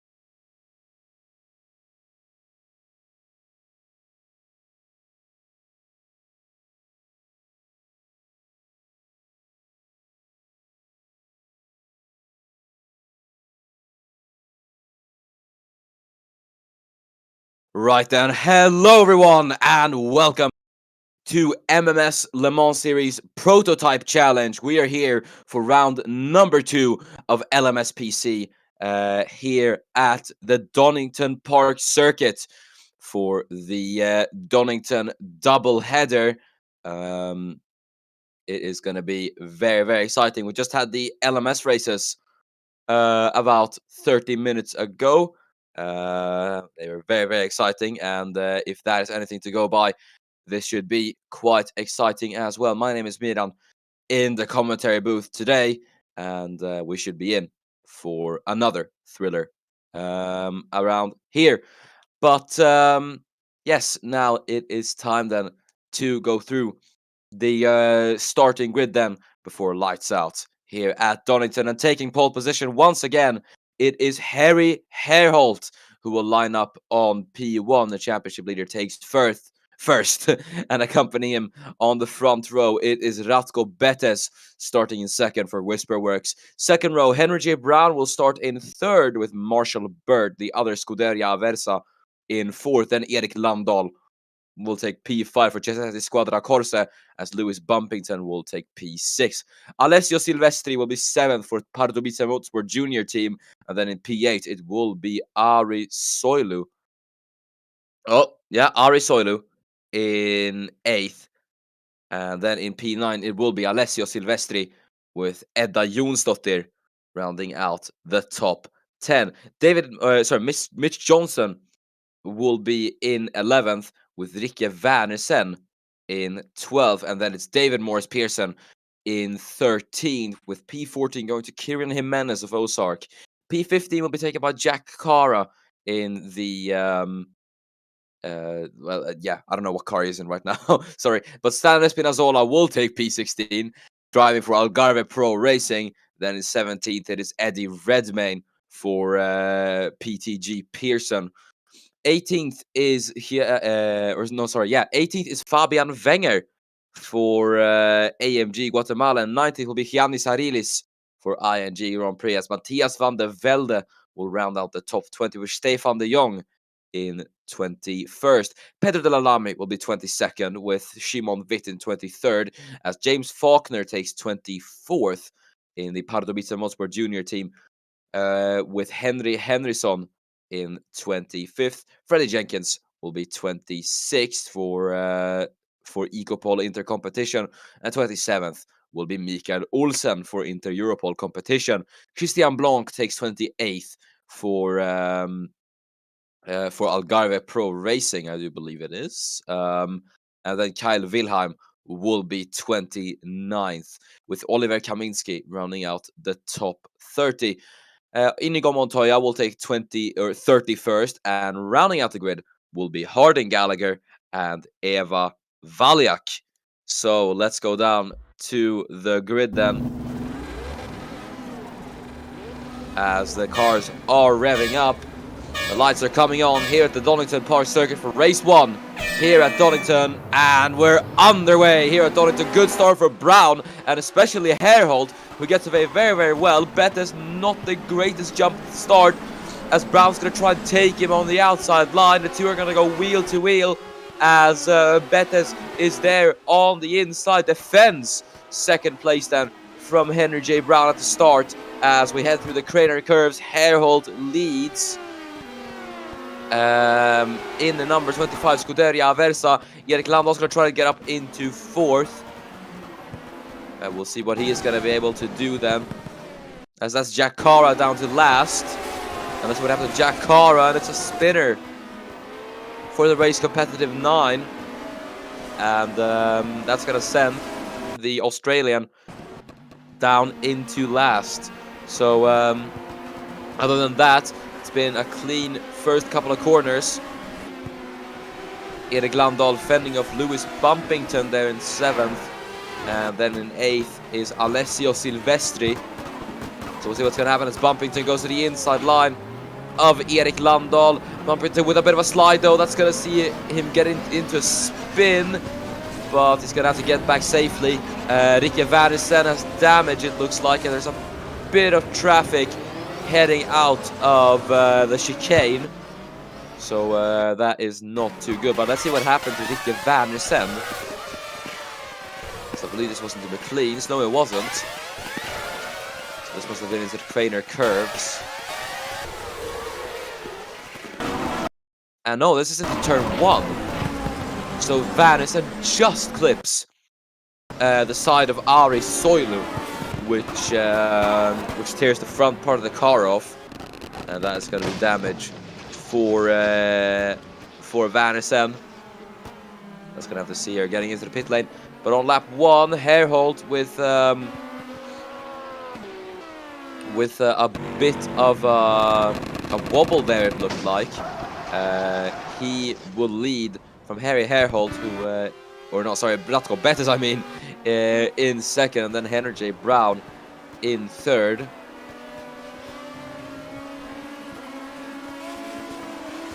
So we got Stanis Spinazzola in 12th.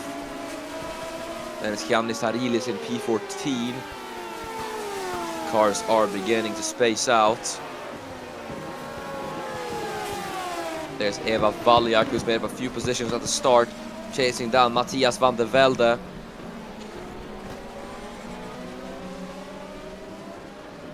Could there be a move into McLean's for the Croatian? No, there won't be, but it will be for Montoya onto the struggling Jack Cara, as they're behind Freddie Jenkins in the Ecopole is going to try to get involved. Nothing at the moment, but let's see how Montoya got this done then.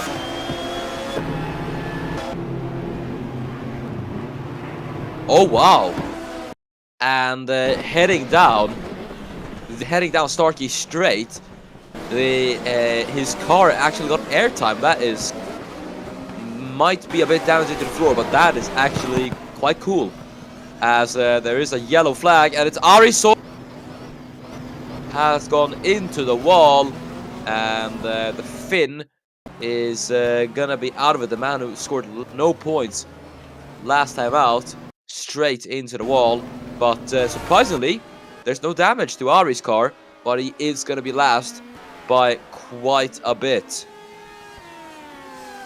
Won't be too good for the Cistetti Squadra Corsa team. Erik Landahl outside the podium as well.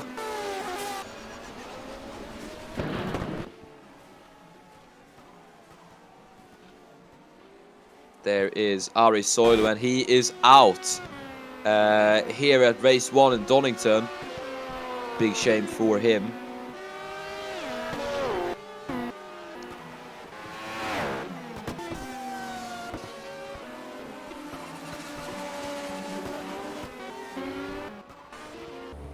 I think it was a battle there. Oh no, that is Lewis Bumpington, who's gone off as well. I think while he was fighting Matthias van der Velde, might have got it on the grass, I wonder. And no, he just loses it. Car snaps, and he goes off.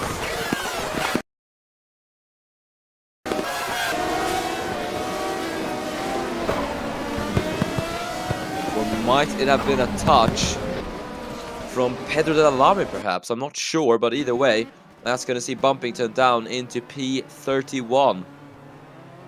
As we look at the lead of the race, Harry Herhold still leads by quite a margin from Ratko Bettis, and then Henry J. Brown doing a very good job in third.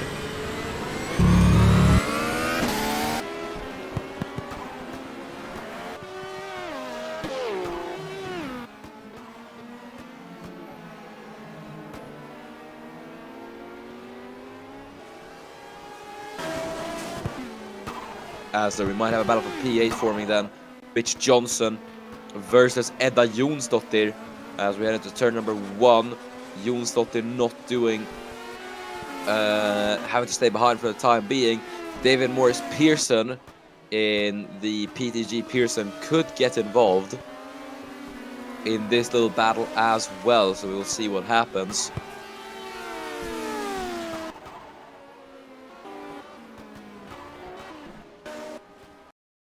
That's Kyle Wilhelm in the pit lane. What has happened to Kyle Wilhelm? It's damage to the Brit, as he's just had the slightest of touches to the rear end of Jack Cara, and that has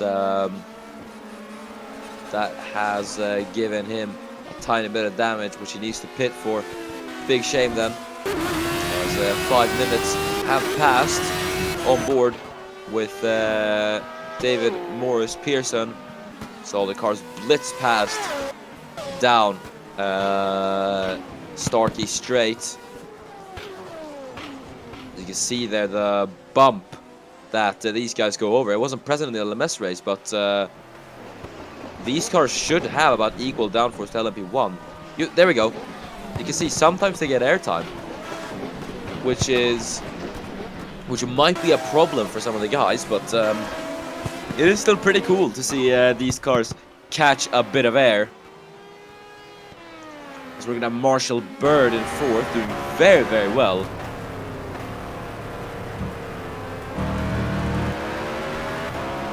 Scuderia Aversa, who are in the lead of the championship by, or team's championship, by 20 points. What happened to Harry Herholt? It's down into 3rd. Was there a mistake from the South African? Because he's lost the lead of the race. Oh yes, and look at this. So into the chicane, and he loses it.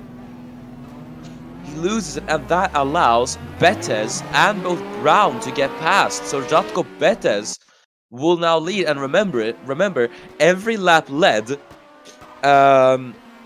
in this race will be 1 extra point for the drivers. So Herholt will be wanting to get that race lead back as soon as possible.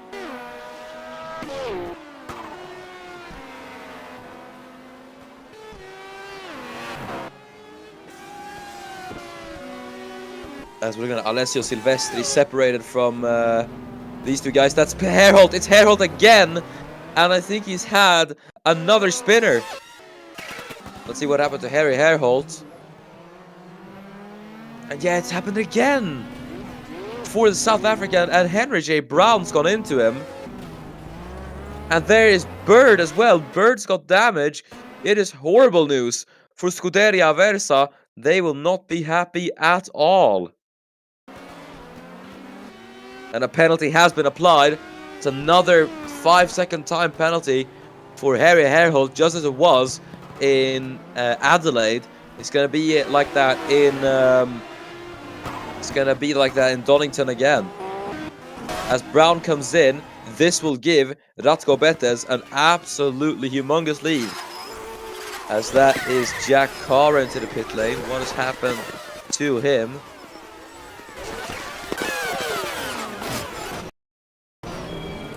And that was that was Henry Henryson who had a rear wing, and Pedro Della Lamy. Oh my goodness, just goes steamrolling in from absolutely nowhere. Completely misjudges his braking zone. Sends Henryson and Valjak off the track. Henryson rejoins Montoya's in the spin, and Carr is just caught up in all of it.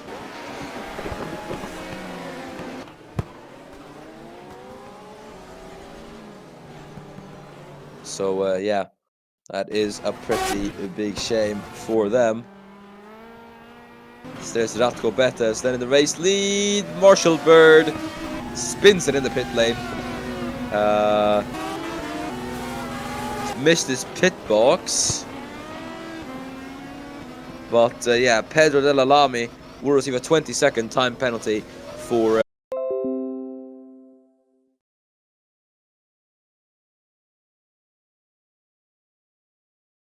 Oh.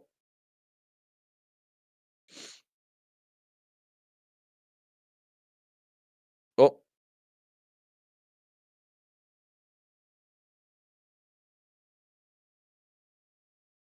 Am I still on there?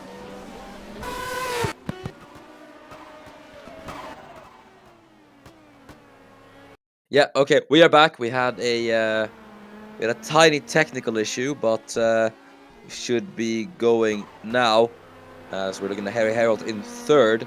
Then in 2nd, it's Gabriela Janečková, who is doing quite a good job. She was P5 last time we saw, but due to all this mess, she's gone herself up into 2nd. As it's a spin for Janečková, so is it for Herholt.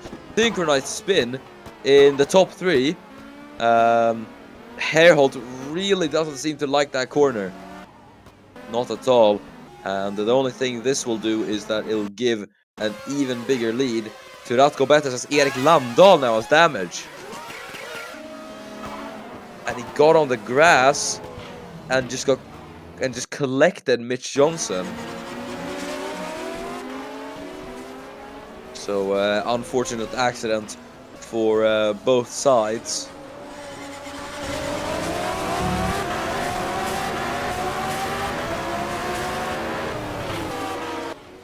As that is James Faulkner. It's just on our screens. Alessio Silvestri is there in third. As Bird is still in the pit lane along with Olsen and Jenkins. There's Shimon Witt. And the Europol driver has damage. What has happened to Shimon Witt? I have to see here, but my instincts tell me that it most likely is into the chicane. And yeah, here we go. He spins, and that's Olsen. That's his teammate, who had parked it up there as well. So yeah, rule 1 of Motorsport has been broken, which is obviously to never hit your teammate.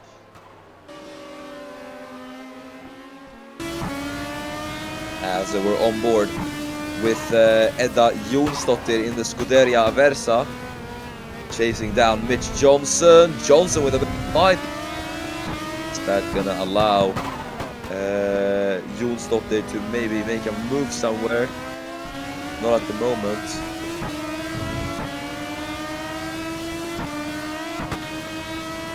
You see the airtime for the Icelandic driver as everyone heads to the chicane. Bettes still commanding the race up front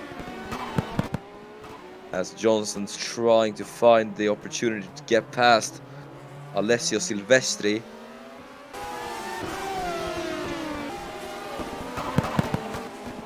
As we head into the final corner into Goddard's, Jonsdottir getting very, very close, under braking on Mitch Johnson. Let's see if he's going to be able to try anything now. Into turn 1. He's not able to do anything just yet. As there into the pit lane is Giannis Arilis. What has happened to the man from Greece? And Espinazola comes in charging out of absolutely nowhere.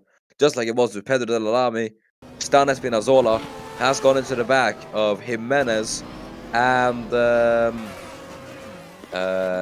Sarilis. So a pretty big accident. A few guys taking evasive maneuvers. Redmayne, Wenger and Faulkner all going to the track. Sarilis is into the pits.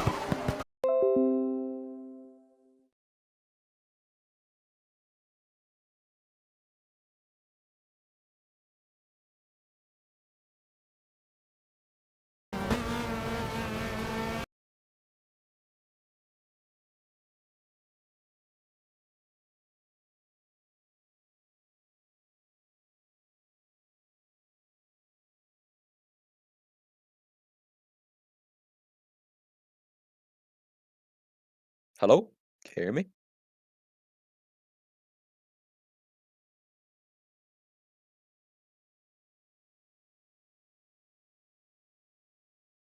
Yeah. Alright. Hello again. Few more technical issues plaguing us, but shouldn't get in the way of the racing. So there is a yellow flag. Who was that? Was on the straight. Might it have been Alessio Silvestri, I wonder. No, that was Freddie Jenkins, who collected Henry J. Brown out of the chicane. So a lot of incidents at the chicane in LMSPC, and a 5-second time penalty has been awarded to Freddie Jenkins for causing a collision.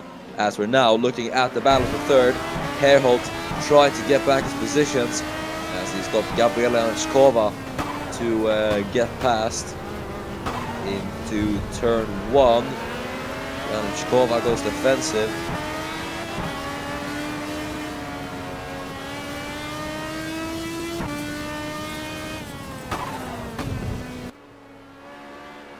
Through the Craner curves. Harold will be wanting to make up as much time as possible through those corners.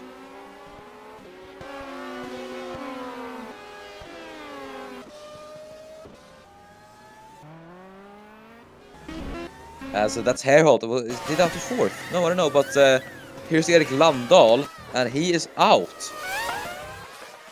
What has happened to Erik Landahl? I think it is... Yeah, I think that is just a failure for the Dane. And yeah, the engine goes up in smoke. Big shame for Landahl. And that's going to be him out here at Donington. As there is the battle for P13. Oliver Kaminski and Christian Blanc side by side through the chicanes. Blanc goes out wide though, and he almost spins the car around. And yeah, he spun.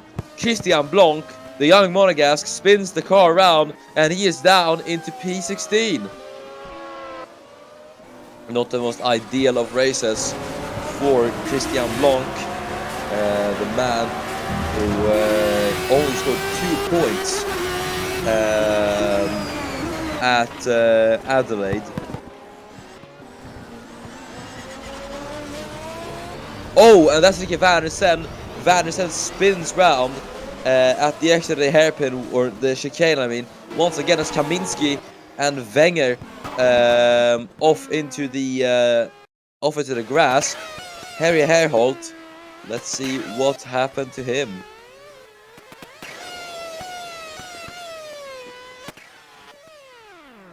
Now, I think this was the lap previous. Oh no, here it is. And just loses it. The car just snaps on him. It really is not the Formula 1 World Champions Day today. Really isn't. As that's Betes. And Betes is off. That is the race leader who's gone off at Koppis. Can he get it back on track? He can. But he's still going to be in the lead, but he's lost massive amounts of time. There's Gabriela Janachkova in second. Now, what happened to Ratko Betes? And this is the Koppis. Did he run over the braking board, maybe? I'm not sure. But he just goes off.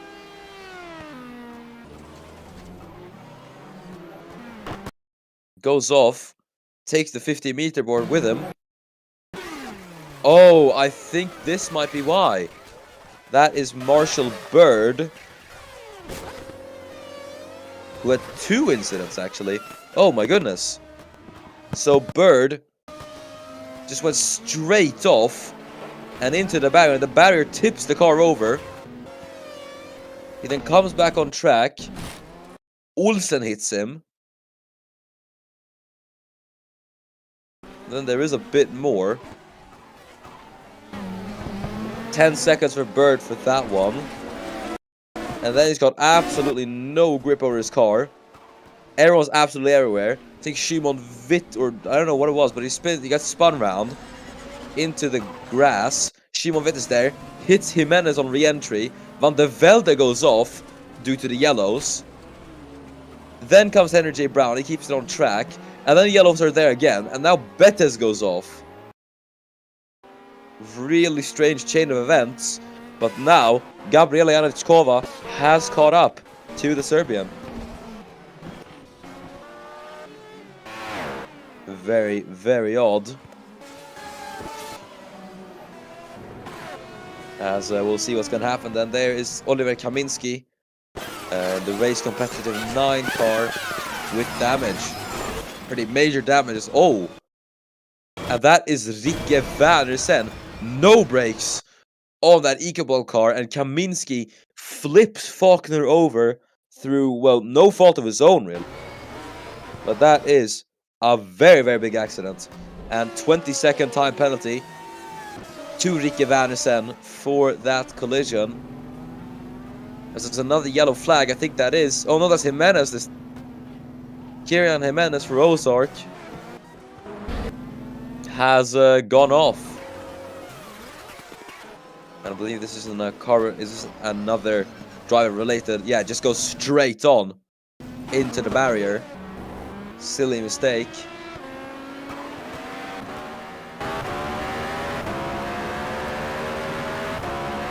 As we head into turn 1, Bettis seems to be able to pull the gap over Janichkova in second.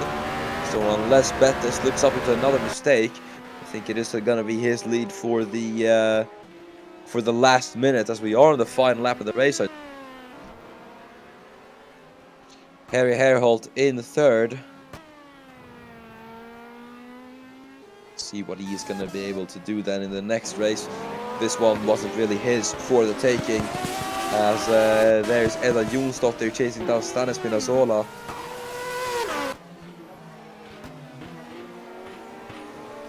Eddie Redmayne chasing down David Morris Pearson in the PTG Pearson cars, I guess.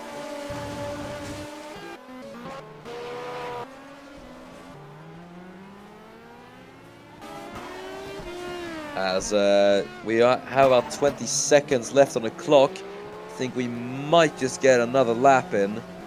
As yeah, 15 seconds, and Bettis is going to cross the line. We're going to get one final lap of racing here at race 1 for Donington. Bettis crosses the line. One more lap to go. Can Gabriela Janichkova do anything in second? I do not think so. Bettis' gap has just been growing larger and larger. The man obviously DNF'd last time out at Adelaide. The last time Bettis and Janichkova were fighting for the race lead, it was an EFO during that didn't end too well for the pair of them, especially Gabriela Janichkova, who DNF'd out of both races, I do believe. As she might be getting under pressure though. Harry Herholt is now on the back of the Czech driver. He's gonna get a bit of a spin to the car, but I think Janichkova is just about gonna be able to hold it, as that's Matthias van der Velde, and he spun and taken the Algarve car with him. But rounding the final corner then, he scored 0 points here, but it is going to be the full 60 points for Ratko Bettis, as he will win here at Donington. He wins race 1, but Harry Herholt just round the outside through the final corner will get second on the road, but he will be P3 due to penalties. As you can see here, Harry Herholt tapped the back of Janichkova, went round the outside of the Czech driver, and that is actually a very, very nice move. But Janichkova will still get second as a result. Alessio Silvestri will be fourth for Lamborghini. Then it will be Mitch Johnson coming home in P5 for IMG Grand Prix. Very, very nicely done. That's going to be good points for their team. Then in this little train, Espinazzola, followed by Jonsdottir, and then the two PTG Pearson cars of David Morris Pearson and Eddie Redmayne the third. 10th will be Fabian Wenger. Once again, another solid drive from the AMG Guatemala car, but looking a bit further back of the field, Jack Cara will just get Oliver Kaminski for third, or no, sorry, this is he's lapped. Apologies. There's Montoya and Bettis having a bit of post-race scraps. There's Delalami coming out of the pit lane. Oof. There's Inigo Montoya, who's gonna get 13th. That's Kyle Wilhelm, who is off the track. What on earth? Kyle Wilhelm has gone straight off at Goddard's, and Well, I don't know really, but Kyle Wilhelm has ended his race in probably one of the most bizarre ways possible. As he's just gonna try and get back on track.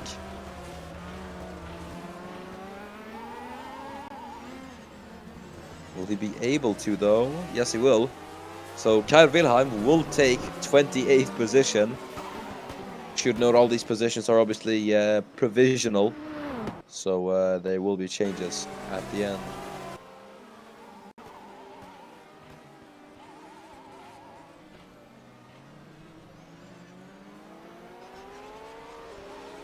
And that is it for the first race of LMSPC. Ratko Betes will take the win. We'll have a 10-minute break then. Don't go anywhere, as we'll be right back with race 2 of Donington. So make sure to not miss that. We'll see you in 10 minutes.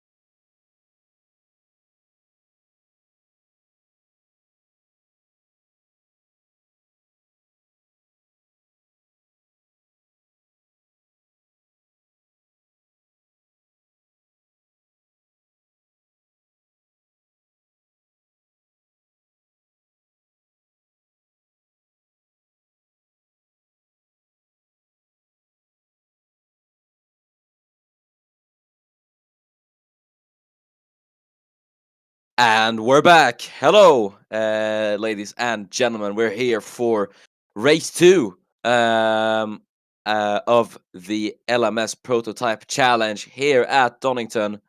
We have got a brand new grid and some very, very interesting conditions as well. Uh, Dark skies over Donington, and we have got a rainy race inbound. So, before we get underway with the race, then let's go through qualifying. So, on pole position, it is none other than Harry Herholt once again taking pole, and accompanying him on the front row, it is Henry J. Brown. What a performance in qualifying from the man from Portugal, as he will start in second. Third will be Ratko Betes for Whisperworks. Number 333 Whisperworks car starts in third, with Gabriela Janečkova in fourth for Pardubice Motorsport junior team. In P5 will be Rikke Wernersen for Ecopol. Then in P6 will be the first of the Cesetti Squadra Corsa cars. Erik Landahl will be in 40. It will be sixth with his teammate Auri Soilu in seventh. Then Alessio Silvestri will take eighth for Lamborghini. Marshall Bird will be ninth with Giannis top 10.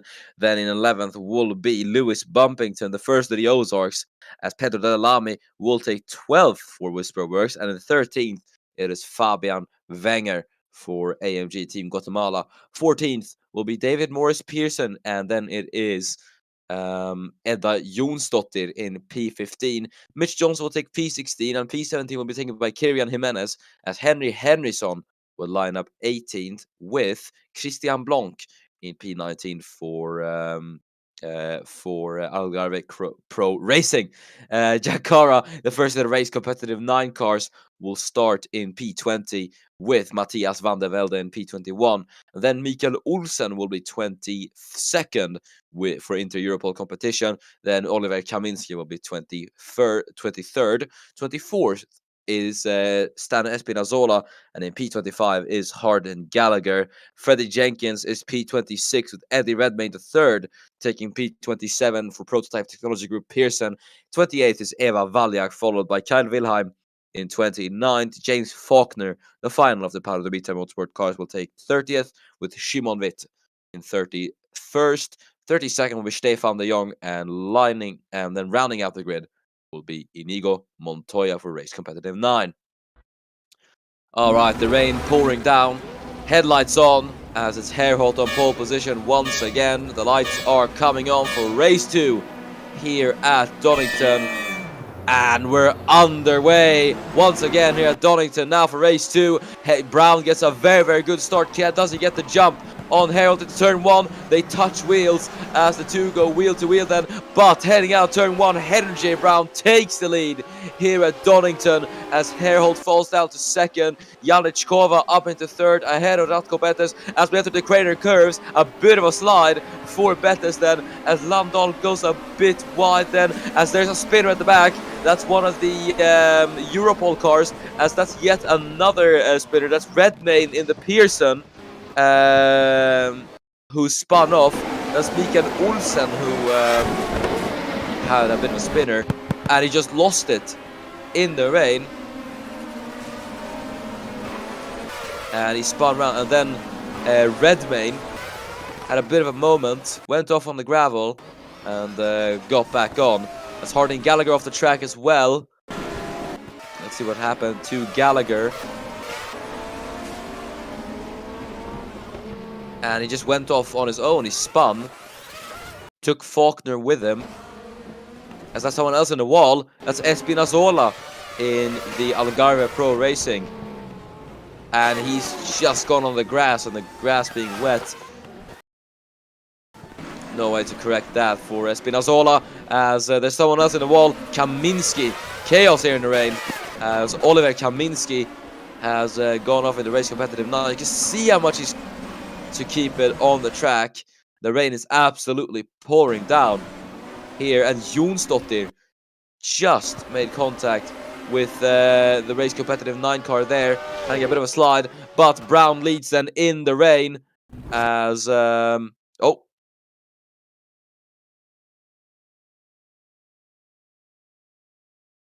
Wrong button. I spectate around on the track. We'll say that. We'll get a we'll get a restart, no problem. As we're prepared to go underway then for race 2. As the lights are coming on and the rain is pouring down, we're underway for race 2 here at Donington. It's a great start for Henry J. Brown. Herholt has not had a good getaway at all. Second, as the South African has had a woeful start heading out turn number 1. There is Bettes fending off Rikke Wernersen for P4. He's done it for the time being as Wernersen gets a bit of a slide. She's going to keep it on track though, as there's a bit of bodywork flying from one of the Europol cars once again, and chaos at the back as there's a bunch of cars involved. Looks to be a Europol car. Christian Blanc is involved. Let's see from the onboard of Christian Blanc,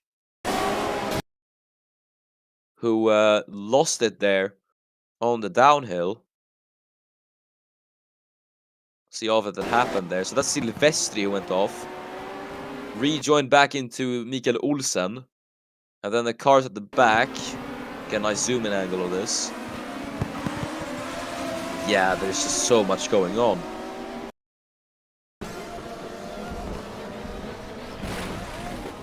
Oh, and that is Van der Velde going to the back. That's someone off. That's Henry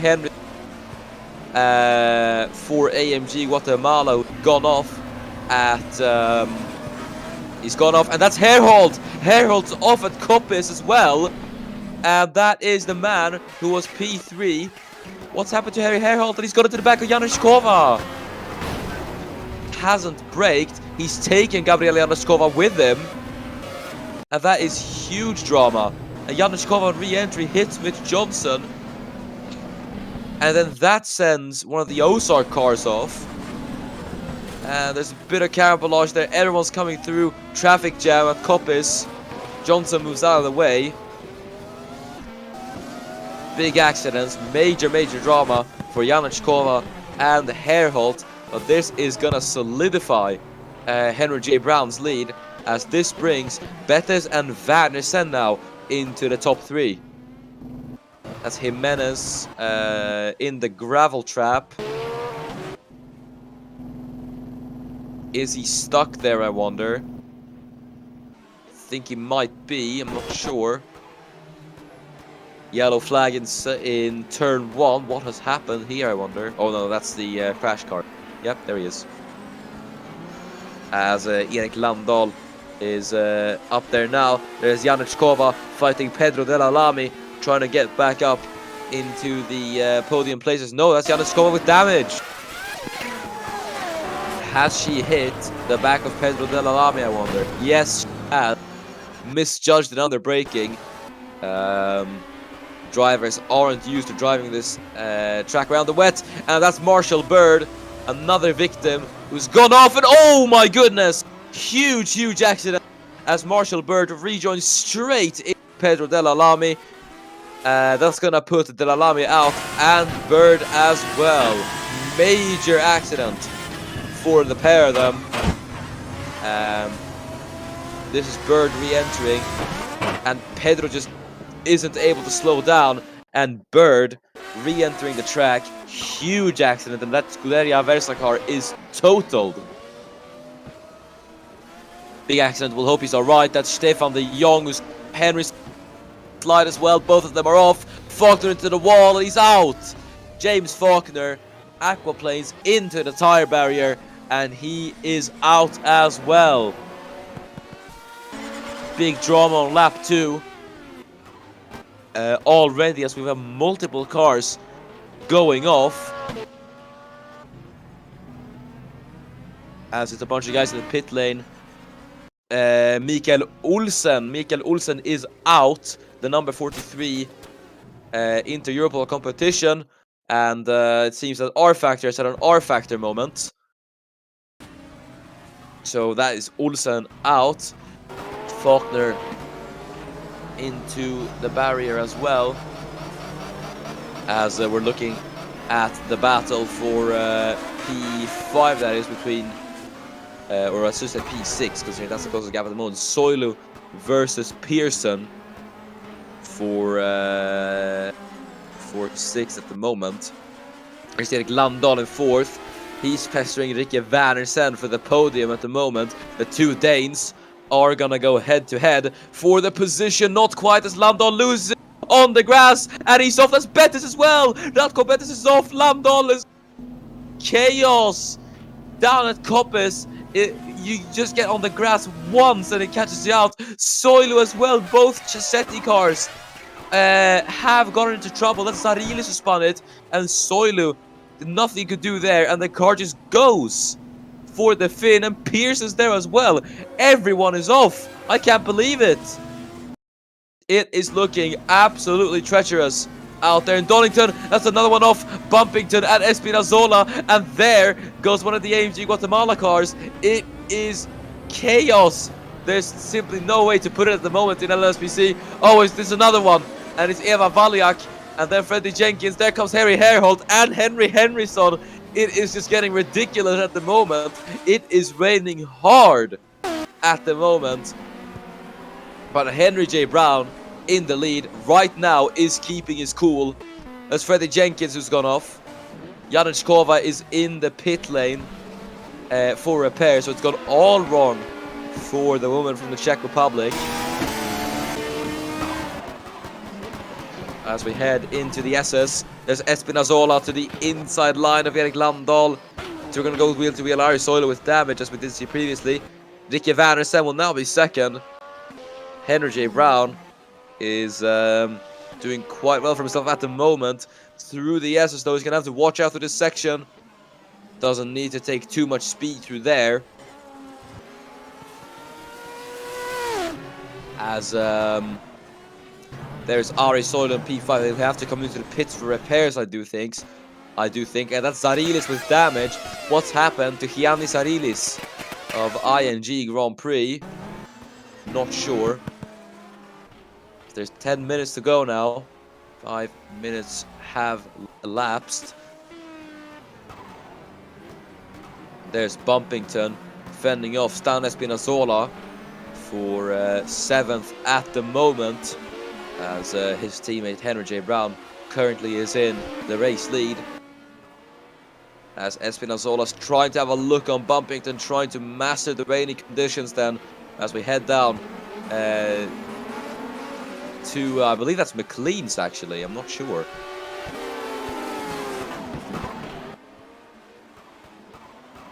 As is Bumpington going to try anything, he gets the slide, he's able to correct it though. There's Bettes and Jonsdottir fighting each other, as Edda Jonsdottir is going to try and get past the Serbian, and Jonsdottir is past Bettes, and actually tried to have a look on the inside line of Lewis Bumpington, but it did not work for the Icelandic driver. As they head into the chicane, there's Valiak sending it to the inside. Daring move in the rain, and Eva Valiak take a bow, she gets it done on Ratko Bettes. That was lovely from Eva Valiak. Goes to the inside, gets the bump. That is, you can see that in the slipstream, because the cars are going so fast. She's airborne in the rain, and then decides, you know what? 1, 2, 3 cars. That is a triple overtake from Eva Valiak, and that'll do. That is very, very reminiscent to the likes of what her older brother Michael would pull out in Formula 1, as that's unfortunately been, as the moment has been ruined. Eva Valiak has gone into the back of, I don't know who that was, but she's got damage heading into the Melbourne hairpin. As Ari Soila's damage, no, I think he already had damage. I think we've seen this. This was from when they all went off. Soilu comes into the pit lane barely. You can see how many cars there are in the pit lane. It's absolute rush hour down there.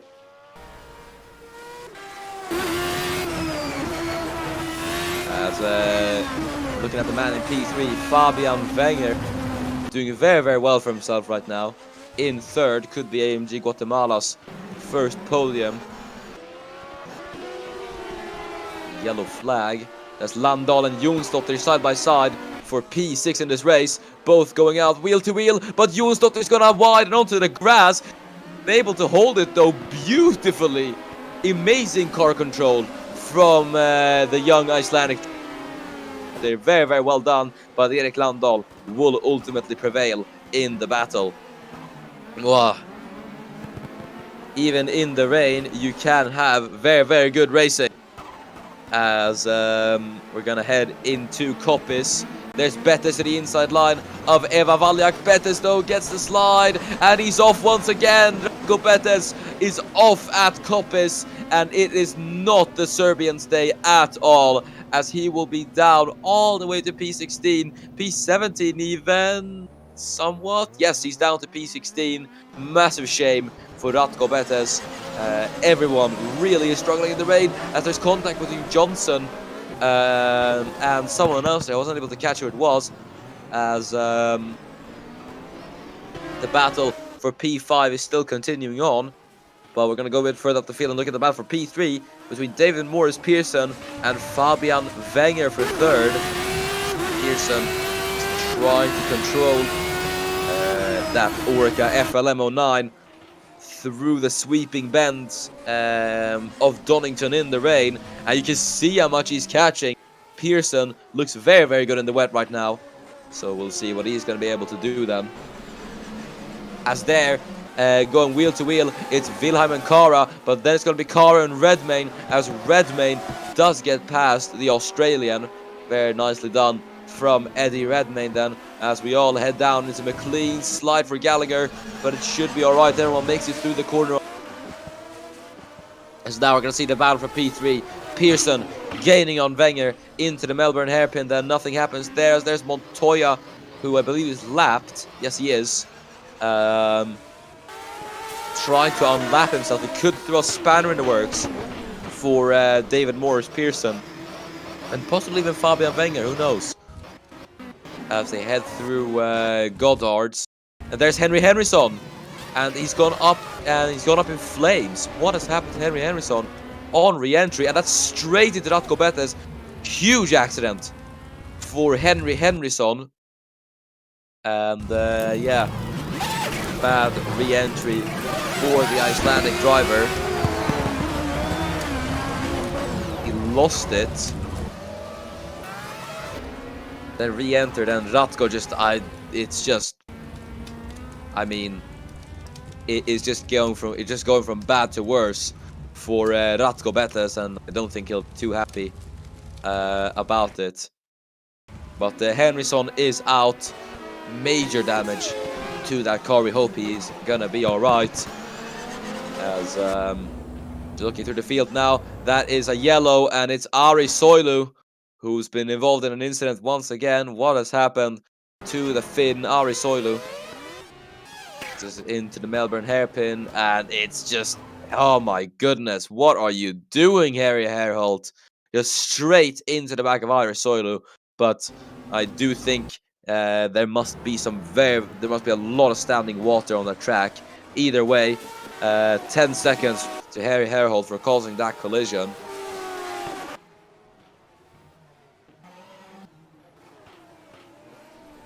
As we're looking at the battle for P3 once again then, David Morris Pearson versus Fabian Wenger. Pearson looks to be the faster one at the moment in the wet. So we'll see what he is going to be able to do. As I do say that, he gets a bit of a slide. Kicks the rear end out, but nothing the American can't handle then. Heading into Koppis. Nothing happening just yet then, as there in the background is Gabriela Janashkova. She's back and she's hungry for the podium. That is unless she's lapped. Oh, she is lapped. Okay, that's a bit anticlimactic. As that's Jimenez with damage. But it's been an off. It's Eva Valjak who has gone off, and yeah, that is just not the day for Eva Valjak. It looked to be going so well for her. Didn't, and oh, she went wide and collided with Harding Gallagher. Might be a time penalty. Eva Valjak, that's damage to two cars up ahead as well on re-entry, so I definitely think there's dished out there. And yes, there has 10 seconds for Eva Valjak. As that Shimon Witt spinning around. He's not been able to keep it on the track, I do believe. I think that was in the Valjak incident. And was on the outside line of the Croatian and just ran out of the road. Matthias van der Velde nudged the Polish a bit. And speaking of van der Velde, the Belgian has gone off. And he's had a bit of rear wing damage as well, so I wonder what's happened to him. And that was Witt just coming charging in out of nowhere. Drivers really seem to struggle with braking zones in the rain. Aquaplaning and whatnot affecting all the drivers. You can tell a lot of these guys are struggling. And then they had a second collision there not before Van der Velde clipped the grass and was sent on his way off. So he's going to re-enter the track once again. The grass almost looks like a death penalty to the drivers at the moment, as Pearson has not been able to catch up to Fabian Wenger. He's going to have the two lap cars, Montoya and Januszkova for company. What's happened? There's a yellow in turn 1. Might it have been Harry Herholt? I'm going to try and find who it was.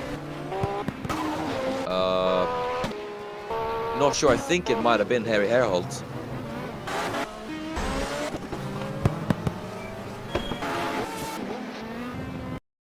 There he is. Did something happen to Harry Herholt? No. Then what happened? Not sure. Maybe there was maybe I guess just a false alarm from the stewards. Guess visibility might be poor in the rain, as looking through the field now, calmed down a bit it looks like, as drivers aren't going off left and right anymore. There in the background is Christian Blanc. He is chasing down Alessio Silvestri for 9th at the moment. As there, side by side, is David Morris Pearson, and he's actually been overtaken by the lap cars of Montoya and Januszkova. So Pearson not having a good time anymore, it looks like, as he was trying to chase down Fabian Wenger. There's nothing really that, or well, it is a shame. That's all I have to say, really. I am tired, ladies and gentlemen. I've been doing commentary for about 3 hours now. You will have to excuse me. As that's Edda Jonsdottir heading through turn number 1. 2 minutes to go on the clock. 2 laps to go here at Donington. That's Shimon Witt coming out of the pit lane. So we're on board with Freddie Jenkins, I do believe this is. Oh no, sorry, Kyle Wilhelm, who is chasing down Lewis Bumpington. So that's Wilhelm with a bit of a slide through that corner, but he's able to keep it on the road and keep it straight as well.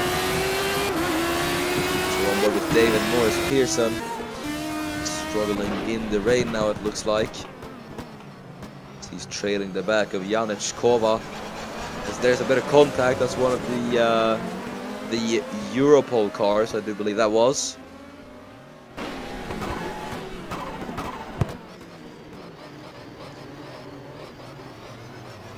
As there is Pearson onto Januszkova. He's going to try and get himself through the traffic once again, but Januszkova fights back. She goes to the inside of not only Pearson, but Inigo Montoya as well, and Pearson's going to follow the Czech driver through out of the final corner. Is he going to try anything then into turn number 1? Let's see. No, he doesn't. There in the background, though, that's one of the Ozark cars trying a move. I'm not sure who that was. Oh dear, and that's Mikael Olsen, who's gone off the track. He's held it, though. Not before taking out the 50-meter brake marker. So that's someone off in a huge way. Big accident. And that is Hardin Gallagher in the Ozark. Major accident for Hardin Gallagher. Let's see what happened here. So Olsen just had a bit of a moment. He went off, took the braking boards with him. Side by side with Jonsdotter here. And then Gallagher spins, collects soil and just straight into the tire barrier. Huge accident for Hardin Gallagher. But he is able to continue. Ari Soil involved in that as well. What a crazy race we've been having. Oh, and that's someone we're off. That is Wilhelm van der Velde. Huge accident for Matthias van der Velde. Giannis Aril is involved in it as well. But van der Velde up on his roof.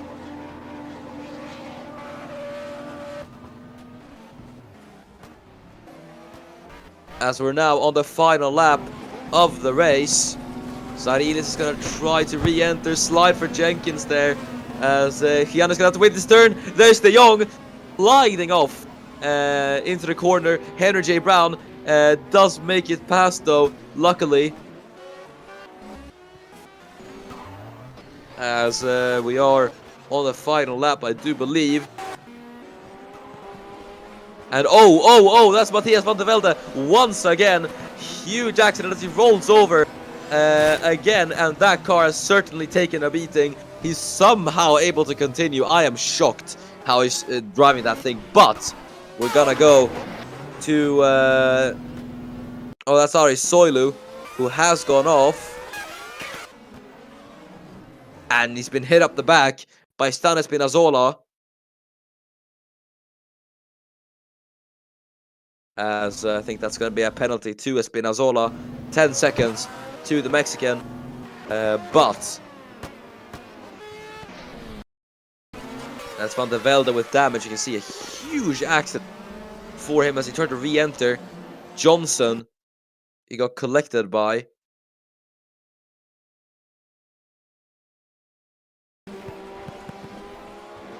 And then just whoop and away for Matthias van der Velde. Able to continue though, but taking the race win then. He's driven an absolutely flawless race in what has been a race of attrition and a disastrous race for many seasoned drivers. This man from Portugal will pull through to take one of the most impressive victories, undoubtedly, in LMSPC. Coming across the line to win in the wet, Henry J. Brown will win here at Donington. What a drive! A lights the flag finish. That is remarkable from the Portuguese driver. Bravo, Henry. Rikke Vandersen will come home in second. Good race for her as well. And in third, it is going to be Fabian Wenger, who's just about going to hold on to his P3, I hope.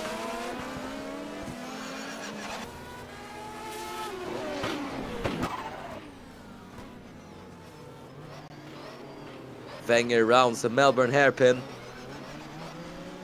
And then down the run into Goddard's. Now only one corner to go. Fabian Wenger is going to put his AMG Guatemala machine on the podium as he rounds the final corner. And Fabian Wenger will take third here in race 2 for Donington.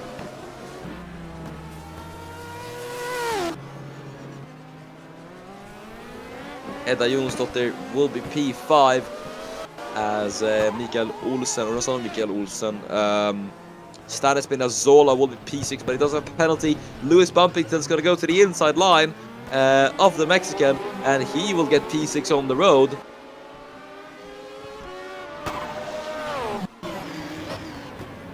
Eddie Redmayne will be 8th as Alessio Silvestre. As Redmayne and De Jong come into the pit lane for some reason.